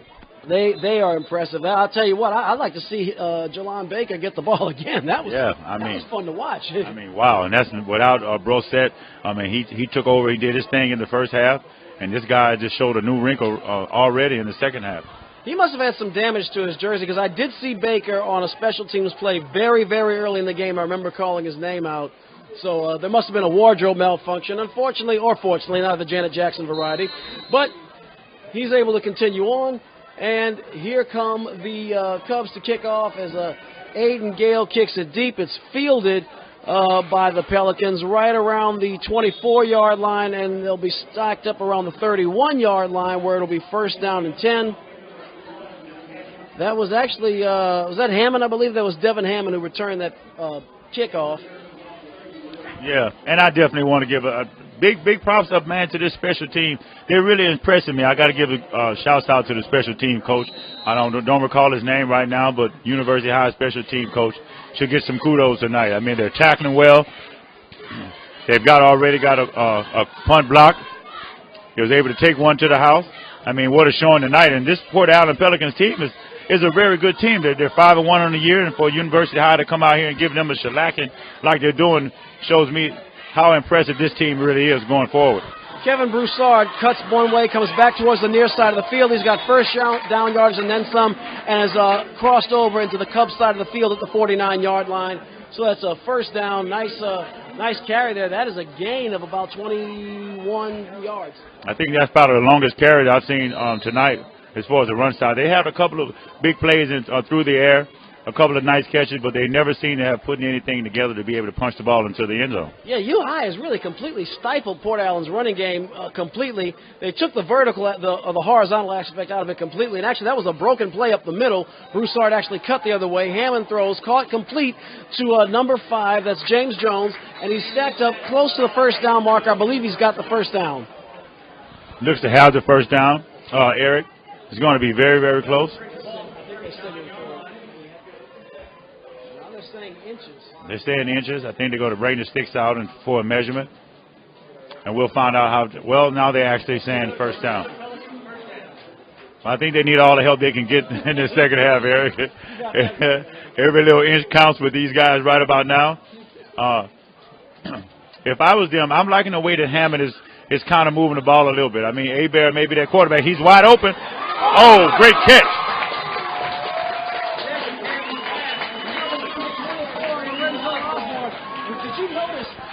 Devin Hammond on that play kept his eyes down the field even though the pocket was collapsing. Yes, I did. And that's what I've been noticing about him all game. We've seen a couple of plays where he was able to elude the defense and be able to get outside the pocket, or he never had a chance to really get the ball down the field. But he keeps his eyes down the field, and I was just alluding to the fact that I would really go with him for the rest of this game. I wouldn't keep switching quarterback. He seems to be having a little bit of success towards University High. I agree. The few times the ball's really gotten some movement, it's been with Devin Hammond under center. Alex Hebert just hasn't been able to get it done. Yeah, and unfortunately, they hand the ball off that time to Ken Broussard, and he was stopped for no gain, which is going to bring up second down. They're on the 10-yard line. It's going to be second and goal. Oh, actually lost 2. Wow. Defense stepped up and was able to catch him right at the line of scrimmage and drive him back. But it looks like he's going to stick with Devin Hammond on this drive. He's been doing pretty good. Good pocket awareness. And we're going to see if they can put the ball into the end zone right here. It's 8 minutes and 25 seconds left. It's second down and goal. Devin Hammond's in the shotgun. He has Ken Broussard backfield. He rolls out to the right. And touchdown. Touchdown. 10-yard touchdown pass from Devin Hammond. I was going to say cut the lead down to, but that's I'm not going to go there. I'll just say that they now have 12 points. Yeah, I think they're pretty much playing against themselves. I know they want to be able to make a good showing to have a moral victory because I think this game, especially at home. And the fans here are really supporting these guys, even though they haven't played up to their potential, I think. But these guys are actually playing themselves to me to try to come out with some type of moral victory going forward here. Let me tell you, this Port Allen community, they will come out and support these athletic teams. You always see, you haven't seen people going for the exits yet, even though this game has been decided long before the half. The basketball games, you always have 300, sometimes 400 people in the stands. Even the baseball games, they have some decent attendance, for high school baseball, which is not, really a glamour sport. Right. And that conversion attempt's no good. The score, the University High Cubs 48, the Port Allen Pelicans 12. You're watching Port Allen Pelicans football on LouisianaAllAmericanSports.com. Yeah, boy.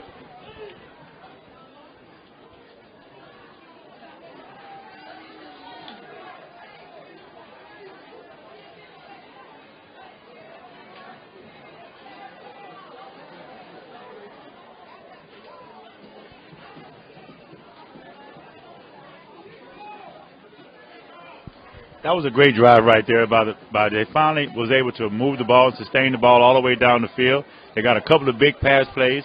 Devin Hammond was pretty much on the money, and I think that was a very impressive series. Yeah, I really like what I saw in the passing game there, and there was good concentration. Lorenzo Osborne made 2 very difficult catches. I mean, that was not easy.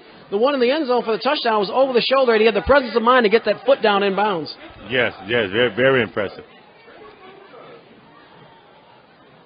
Maybe that'll give them a little bit of confidence going forward.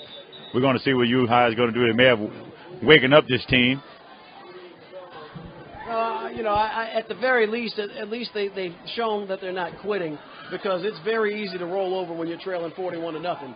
And since then, the Port Allen Pelicans have gotten into the end zone twice, and it wasn't easy. So good to see them keeping their heads in the game and staying with it. It shows the character of the athletes on this football club. Very much so. I think you have to take it one play at a time in the second half. But as I said, I think this is more like playing for the next game and seeing what they can work with, what works for them and what's not. Malik Adams knuckleballs an onside kick. It's easily fielded by by Will Keller. And be first and 10 U-High. And why not try an offside kick right there? Nothing to lose. Yeah, nothing to lose, exactly. Maybe you can get some type of turnover. You can get something going here. The key with an onside kick, there are 2 keys. One, you want to get that. You still want the ball, just like on a kickoff, to go end over end. But the difference is you want to go end over end into the ground and hop on the second hop. That was the ball was almost spiraling. It almost looked like a top the way it was spinning. There was no way that Keller was going to fumble that one. But that's something you got to work on in practice. Exactly. It's not very easy to do. It sounds easy, but it's actually not. To be able to get that ball on that hop, it give your defense, the special teams, a chance to be able to go at that live ball. But here we go again, first and 10. It looks like they brought in their second string here. Yeah, it looks like you got Jalen Baker at quarterback now, as he hands the ball off to B.J. Smothers, a sophomore. And they still get some positive yardage as they move it up to the 40-yard line. It's going to be 2nd and 3. And I was kind of expecting that. They try to give these underclassmen a little chance to get a little bit of game experience. And here they go again. They give it the ball to Smothers again. And he gets smothered like my mama's chicken. That's going to make it 3rd and a long 6, maybe 7 now. We'll call about 3rd down and 7 yards to go. Yeah, 3rd down and 7 to go. It's 7 minutes and 14 seconds left in the 3rd quarter. The ball is at midfield. And in the shotgun, I believe that's Baker. He steps, pump fakes, goes long. Baker can throw. Wow, and that just went through that. I guess we're talking about a little bit of basketball. They should give him 2 points because that went right through Keller's outstretched hands in double coverage. In double coverage, and actually, they had passed at all. The ball was very much on the money, and it looks like to me that the receiver misjudged the ball, but the ball was exactly where it needed to be, and he showed a great arm to be an underclassman. Wow, I'll tell you what, this U-High team has got an arsenal of weapons that will make Tank Johnson jealous. Fourth down, and looks like Keller's going to come on to punt.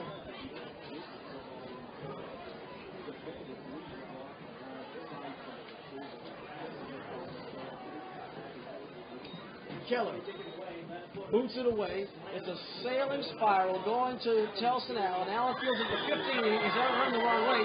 Comes back now. He's back to the 15. Stays in bounds. Gets up to the 20. And it's about a 5-yard return. Covered about 50 yards of real estate, but that's a 5-yard return for Telson Allen. And another great special team coverage. This special team hasn't been fooled not one bit. They got a very good kick, good hang time, and was able to for the players to get down there and attack the football.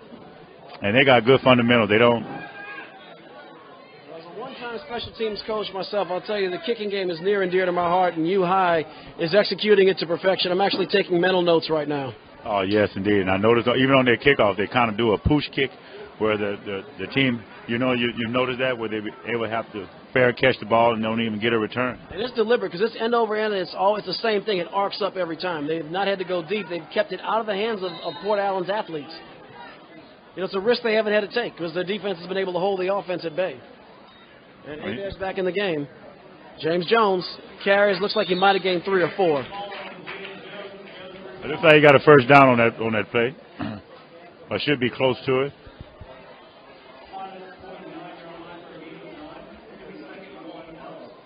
So 2nd and a yard.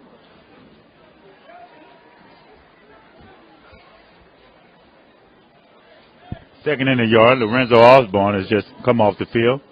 He's kind of limping a little bit. But this guy was really catches, man. made 2 good very catches. Nice catches. And I think they really would like to use him. Here we go straight up the middle. That's a draw play. I don't think we've seen one of those all night. That should be enough for the first down.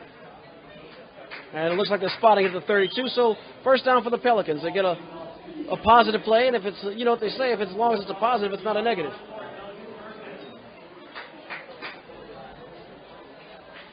Now I guess by putting Hebert in the game, they want to see maybe what he's going to do on this drive. I know last drive Hammond was able to take those guys down there and put them in the end zone. I would have kept the momentum up, but hey, that's just me. But let's see what these guys do this time. Hebert is under center. He has 2 in I formation. He goes nowhere. That was tough. They read that play out from the very beginning, and it just seems like Coach Laborde is calling these plays when Hebert's in the game that are just a little more vanilla and a little more predictable. And one thing I noticed is that when you have Devin Hammond in the game, he does have even though he has a good arm, he has the ability to take off, and it just keeps the defense more on its heels, keeps them from cheating, stuffing the box. And I totally agree, Eric. I totally agree with you that it looks like when they bring Hebert in the game, they get a little bit more predictable, and the defense is going to know that he's not a very good runner, not the most elusive runner, but at least Hammond kind of gives you that double threat. He has a nice arm, has been putting the ball in where it needs to be, and if he gets in trouble, he's able to get out and get you at least a few yards. Yeah, it just seems like it's sputtered with Hebert. I mean, Hebert was the starter last year. We've seen some things. This is just not his night. At the same time, they might want to help him keep his confidence up, keep him getting some repetitions. Hebert clearly is their guy, just from what we've seen. He started tonight. We saw him starting last year, so we know he's probably the regular person. But, hey, I think you also want to keep your team's spirits up. As Lorenzo Osborne makes a nice sliding catch. It'll be 4th and short, and, hey, why not go for it at this point? Oh, why not go for it? Yard. I'm curious to see what Coach Laborde dials up. I really hope it's not a quarterback keeper.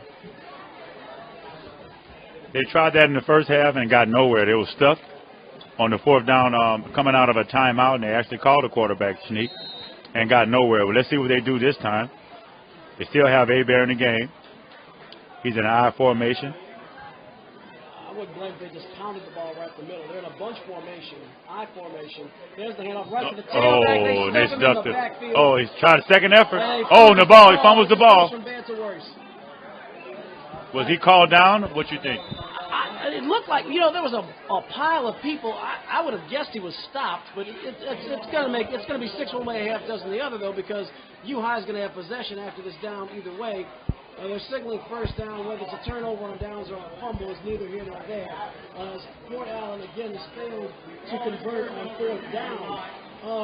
Look, some kind of failure must have happened in the interior line because the linebackers were back there almost as soon as the ball was As soon as he hiked the ball. They snuffed that play out as soon as it was hiked.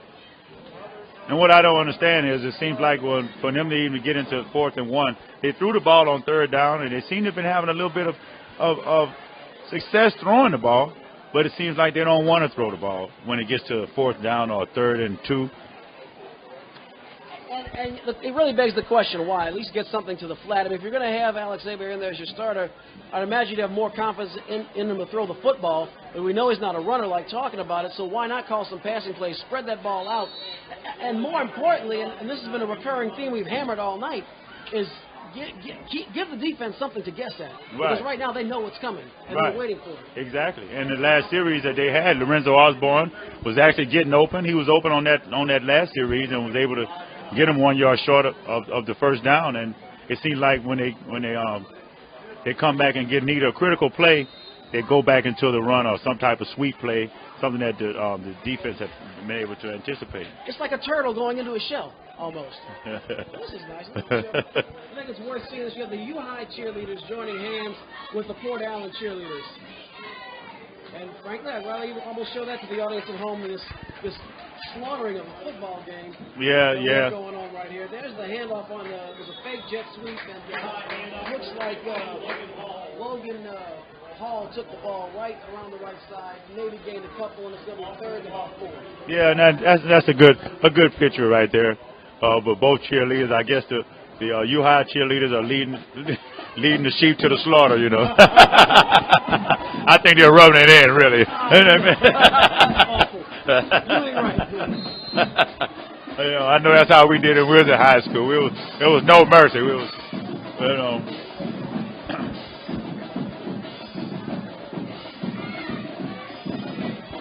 And they got them even cheering with them, you know. I haven't seen the calls come out. I think that's just good-spirited sportsmanship and camaraderie. Yeah, I think that's a good name, Bump. There's a handoff, and it'll be very close to another first down. We'll see where the ball is spotted.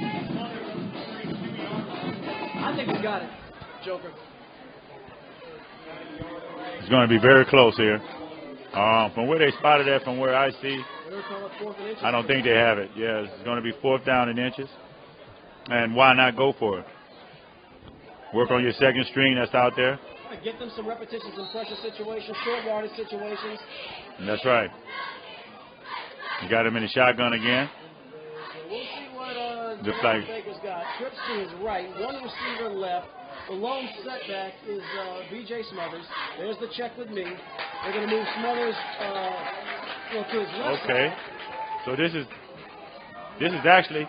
Baker pitches out. Oh, that was nice. So there goes Smothers. He's got about a 6-yard gain for a first down. Wow. I don't think the Pelicans. I didn't see that coming, so I don't think the defense did either. I didn't see that coming either. That looks like actually was a Wildcat offense because the ball was directly snapped into Baker, and he pitched it out to Smothers, and he was able to get the first down.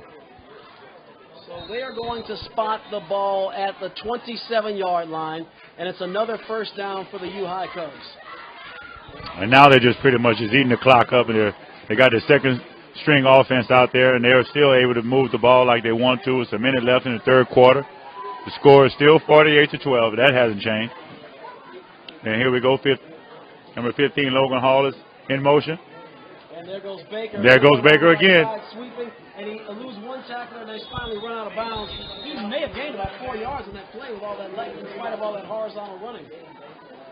All that lateral running, like I said, he covered about maybe 30 yards of real estate, but picked up 4 in the process. And yes, he did. And what an electric runner. Just on his wheel alone, he was able to get those 4 yards. Looked like he had nowhere place to go, but he made some fantastic cuts and was able to get out of bounds. So we have a timeout on the field with 31 seconds to go in the third quarter. Looks like they're trying to see, okay, we have an injured player. Looks like he's all right. That's Hammond, actually. That's Devin Hammond, the quarterback. Wow. He's limping a little gingerly, but it doesn't look like it's too bad. Hopefully it's just one ding. And hopefully he'll be all right. So the clock keeps on ticking into the future. Baker checking with Coach Mahaffey on the sideline. That might, well, they're going to have to run one more play. It says a 5-second differential between the game clock and the play clock. And there's the handoff, and Smothers is going to be Smothers, gaining maybe a yard. But that's the end of the third quarter. The score, the University High Cubs 48, the Port Allen Pelicans 12. You are watching Port Allen Pelicans football on Louisiana All-AmericanSports.com. Yeah, boy.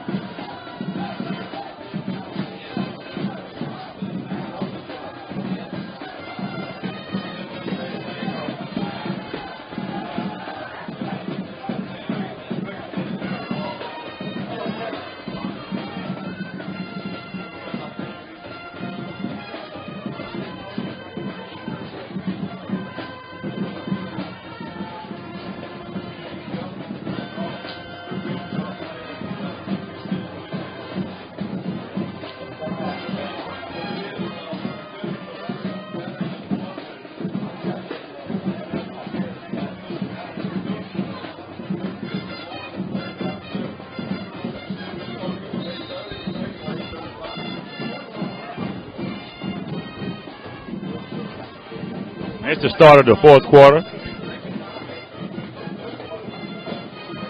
The score is 48-12. University High has came in and dominated this game from the beginning to the end. They have the ball on the 2-yard line. They give the ball inside. He cuts back, cuts to the outside, cuts back in, and takes the ball all the way down to the 8-yard line. A little bit of extracurricular activity, but that's okay. Looks like it's going to be first and goal at the 8-yard line. I'm sorry to interrupt. I was going to say it was a nice job by Smothers of cutting the other way and really knifing for those extra yards. Smothers on that play picked up, let's see, it's at the 8-yard line, so he picked up about 13 yards on the play. That was a good run. Yes, and actually it's at the 4-yard line. 17 yards. That was a great play.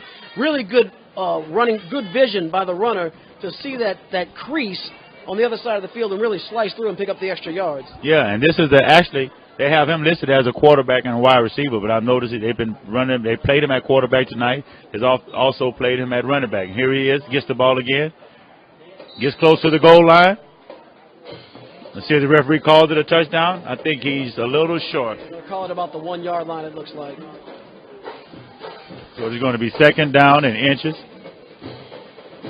for the University High Cubs.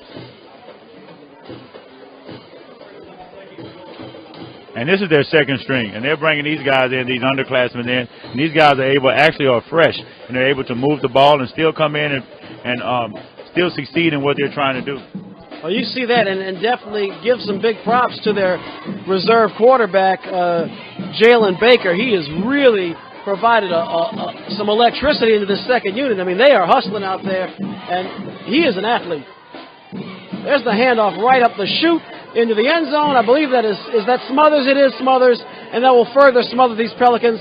Touchdown, U High. And that will now make the score 54-12, pending Aiden Gale's try for the point. And it was just business as usual. They came down. It seem like it doesn't matter what player they plugged in, from the running back position or from the quarterback position, they were still able to come down and pretty much manhandle Port Allen Pelicans and do exactly what they wanted to do and force their will on them. They got the ball into the end zone, no problem. They are acting like they've been there before because they've been there a lot. Well, I can definitely see it. Man, this team is a powerhouse, and here we go with the extra kick. It looks like it is no good, actually. Wide left, Gale shanks that one, only the second extra point he's missed tonight. He's had a lot of time to practice as that's now the 8th touchdown scored by U High. So he's 6 for 8, 75%. That's pretty good on free throws, but not bad on extra points at the high school level either. Not bad, not bad. 75%. You know, about a 10 is I mean, 7.5 out of 10 is pretty good. In high school terms, that is. And that pushed the score all the way up to 54-12. Wow. They coming in and they actually not taking their foot off the gas. You know, those second stringers only get so much time to get a lot of extended playing time, and they're going to make the most of it. They want to impress Coach Mahaffey and Broussard and Coach Gluck and Hollingsworth and the whole staff so that next year they can get more playing time. And they've all done an excellent job of that. They actually have done an excellent job of that. And actually these guys are coming in and actually have fresher legs, and they're playing against the first-team defense that's been on the field all this time.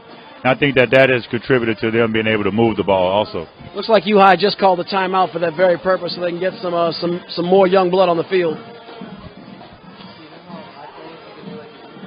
I think they would want to.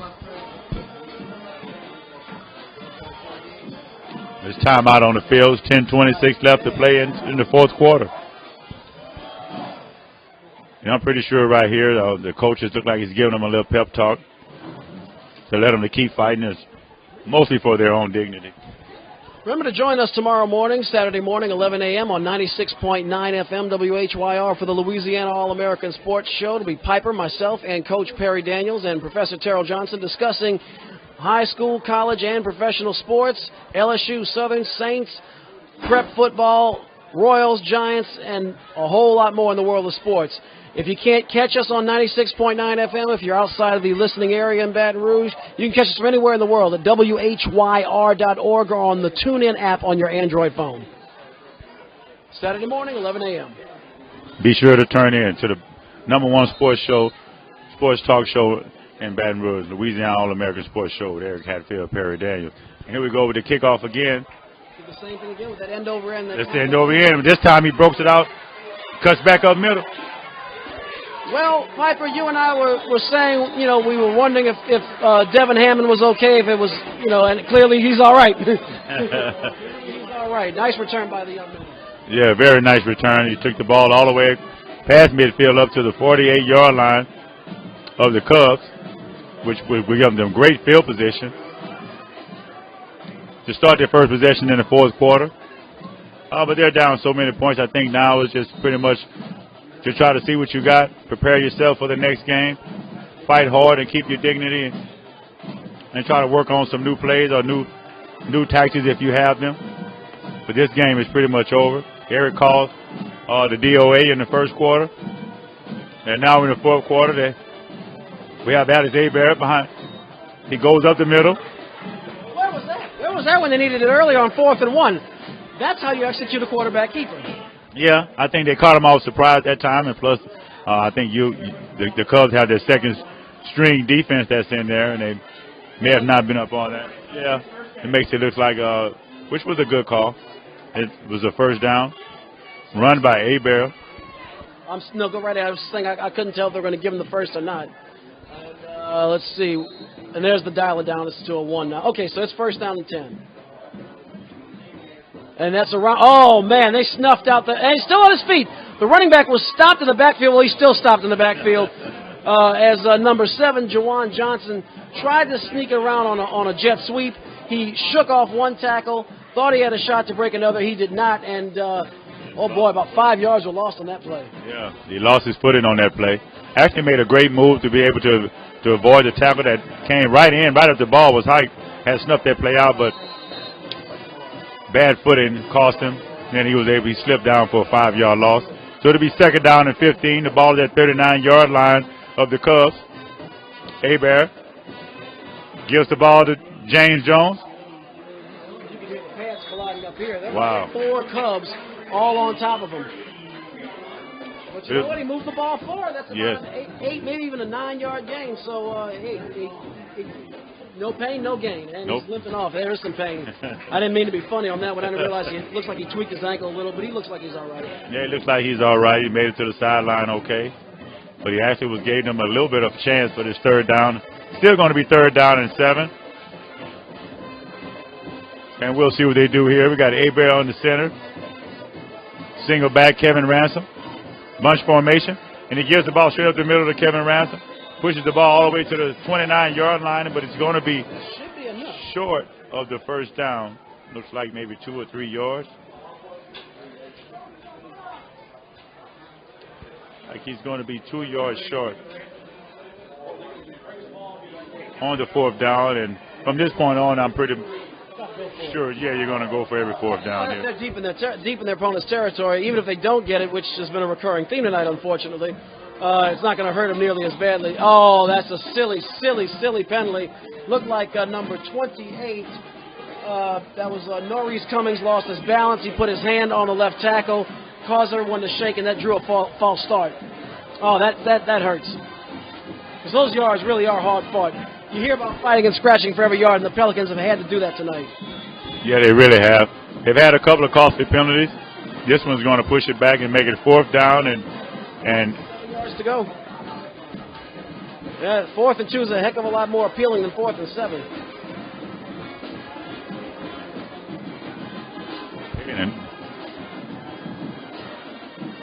Looks like we have a break in action. I don't know if the Pelicans called timeout. I think they did right here. I didn't see anybody call for timeout. I didn't see the signal for timeout. But there's a break in the action, and the clock has stopped. And with this much of a margin, I can't see them doing that for anything but a timeout. But there's no signal yet. Was timeout called? See if we can get an answer from the press box. But okay, you know what? Maybe there was Piper. I'm just guessing. Maybe there was some kind of stoppage after the penalty for some kind of procedural reason. Well, here we go. 4th down. 4th down, 7 yards to go. Alex Hebert in the center. The Pelicans are actually in the I formation. That's kind of curious. This is an obvious passing situation if there ever was one. And they're about to blow the clock in play. Now they'll start the clock. Here we go. 4th down. Let's see what the Pelicans have. Play action. And Hebert, he's going to just hand it off right around the left side. Piper, I hate to keep beating a dead horse as Jawan Johnson loses about 2 or 3 on that play, and we have a turnover on downs. I hate to keep beating the dead horse. I'm beating the dead horse so much we have leather and glue and horse hide and rugs and whatever else. We're just beating this horse to death, but there was no creativity whatsoever on that play call. I'm thinking it had to be some kind of a trick play or a reverse, and they just kind of give it a left-off tackle, and there's U-High there to stuff it off on 4th and 7. They didn't try to throw the ball or anything. I'm kind of dumbfounded right now. Well, hand me the club so I can beat the horse a little bit more. I don't think he's suffered enough. I agree with you 100% totally, Eric. I mean, and then to get in the I formation, you know, it screams run. Right. So you're thinking, oh, they can't be serious. They're messing with them, right? They're being punked. Right. But no, they just hand it right off and turn it over. And here we go, 1st and 10. U-High comes back again. Oh, the play's been called there. It looks like we have a false start on U-High. That's going to move the ball back 5 yards. It's going to be 1st and 15 on the 35-yard line.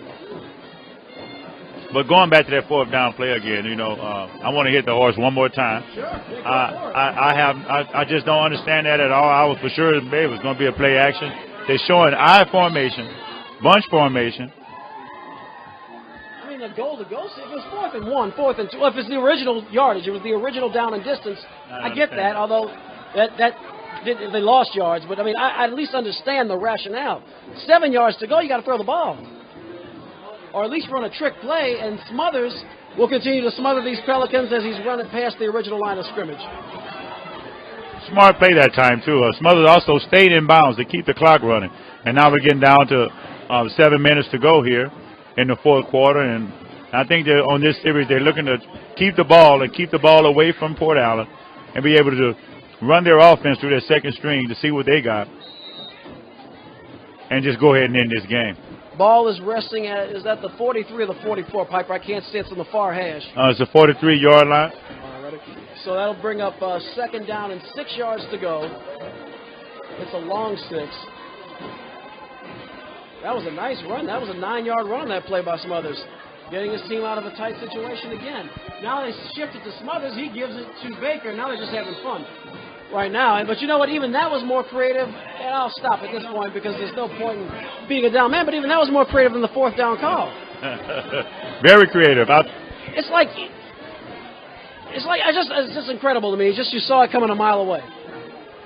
And it was about the 3rd or 4th time they've actually done it on 4th down. The same play, you know, and it just I have no idea. Maybe they have another agenda. Maybe they're trying to work out some running backs. Maybe they already conceded this game and just. They could be trying to run out the clock, and that certainly somewhat responsible, But even so, the clock stops on a change of possession, so even that's not standing the game. You might as well air the ball out. Yeah, you might as well try to get some good game film right here to be able to see what you're working with. And he hands the ball off again. Oh, that's number 10. That's number 10, Chase Brown this time. First time Brown's gotten the ball tonight. Yeah, and they're bringing in even more fresher legs and underclassmen. Brown is actually a sophomore, number 10. Plays wide receiver and defensive back for University Cubs. And 7-yard gain by Brown and another first down for the Cubs. Yes, and they're pushing the ball across midfield now. We're at the 48-yard line of the Pelicans. And Smothers looks into the sideline and gets the call. Now you have Smothers at quarterback.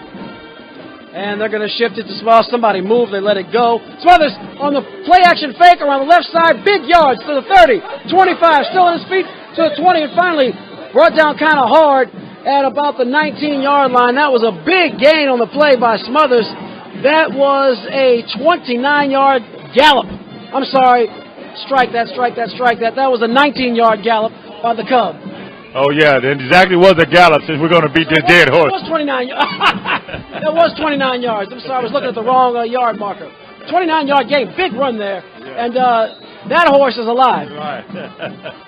Yeah, that's right. That was a thoroughbred right there. Kentucky Derby winner. But these guys have been executing play after play after play, and they've been changing it up. They've been going from the left side to the right side, up the middle. They've been doing reverses. They've been throwing the ball downfield, short passes, long passes. And you know what we have neglected to mention all night is there's the handoff around the left side.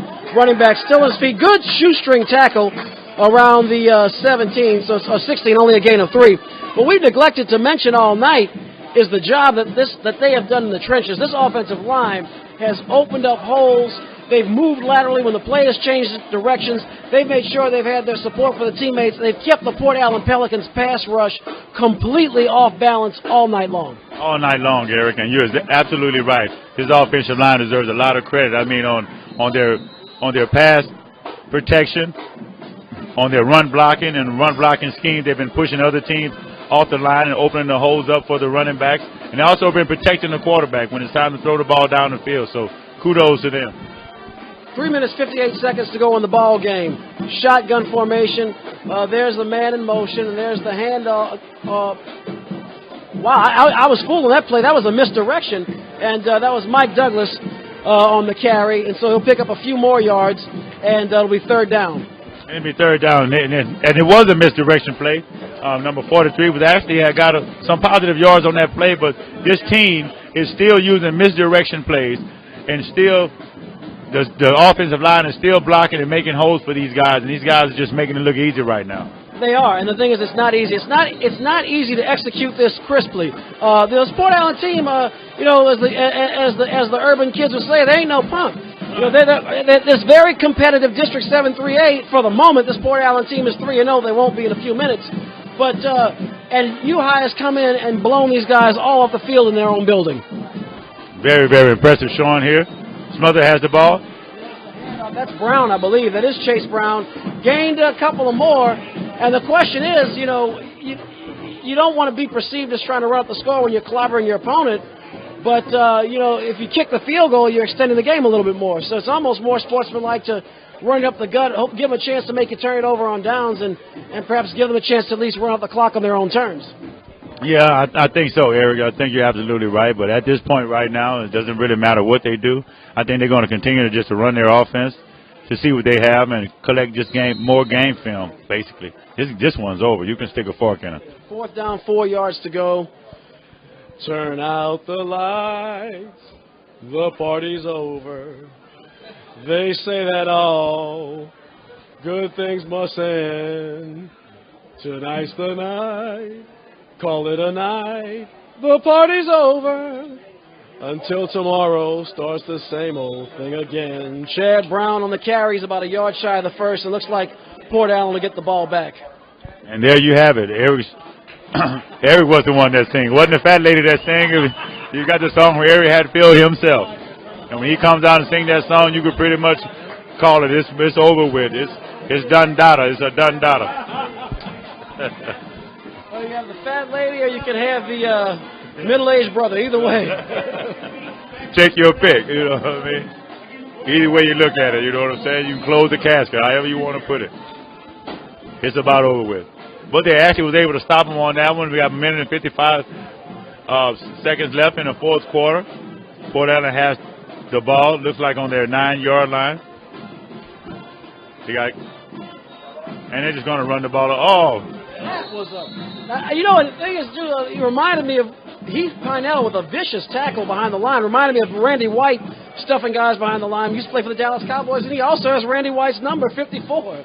Yeah. He had mentioned number 42, Jeremy Jetson, who put a lick on a Port Allen receiver. Reminded me of Ronnie Lott, and there he is wearing the number. So they got, UI just has everything crisping together, all the way down to the uniform numbers. Yeah, they got it all together, and they put it all together, and they came to the A game on the road in a very hostile environment against a good team and showed why they are the cream of the crop. And they really did. You know, and there's really one thing, you know, look, when you play football long enough, you're going to take some lickings, but there's no shame in taking a beating at the hands of a team like this. They're just that much better. Yeah, really. And all you can do is just take your hat off to them. But they played a complete game. I mean, in every aspect of the game. Like I mentioned before, it was offense, it was defense, it was special teams, it was coaching, it was whatever you want to put in there. Play calling, they did it. That was Clyde Robertson with about an 8-yard gain, making it 3rd down and 6.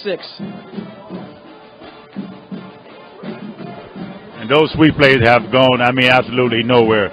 The speed of this defense, you'll do better running up the middle than trying to go side to side. It's just, I mean, you know, I don't want to be a critic as the clock is about to run out, but you know, maybe they're just trying to run out the clock. And with that being said, it looks like that's going to be the last play of the game. As the clock ticks down, there are 20 seconds left. I don't think that the Pelicans are going to be able to get another playoff here. It's under 10 seconds now. They might get one.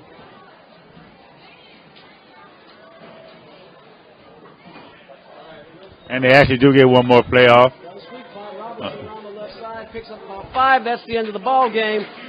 The final score: the Port Allen Pelicans fall at home on the score of 54-12. You have been watching a very dominating performance by the University High Cubs as you've been watching Port Allen Pelicans football on Louisiana All-American-Sports.com. Piper, I guess let's, you know, we'll have some takeaways, I suppose, from tonight's game. Where do you want to start? Oh, man, where you want to start is I actually have to give University High all of the credit in the world. You know, I pretty much start with them. I'm not saying that Port Allen doesn't deserve to be talked about, but this game was really all about U High, and they came in and showed that their dominance. They came and showed their superiority in this district class, and they showed that why they're the cream of the crop. I mean, they dominate on every aspect from coaching all the way down to the actual playing on the field. They did. The coaches came in with a game plan, and it worked. We say to perfection all the time, but it was pretty close to perfection. As far as the coaching job, it just seems, you know, we commented a couple of weeks ago at the White Castle game when they were playing, and we commented that they seem to be one step ahead of Iowa. Right. It seems like Coach Mahaffey was 2 or 3 steps away ahead of Port Allen the whole way. Very impressed though with the job done by Nick Brosette. A couple of times he touched the ball, just looked really nice. Manny Miles threw the ball exceptionally well. And again, my boy number 44, Josh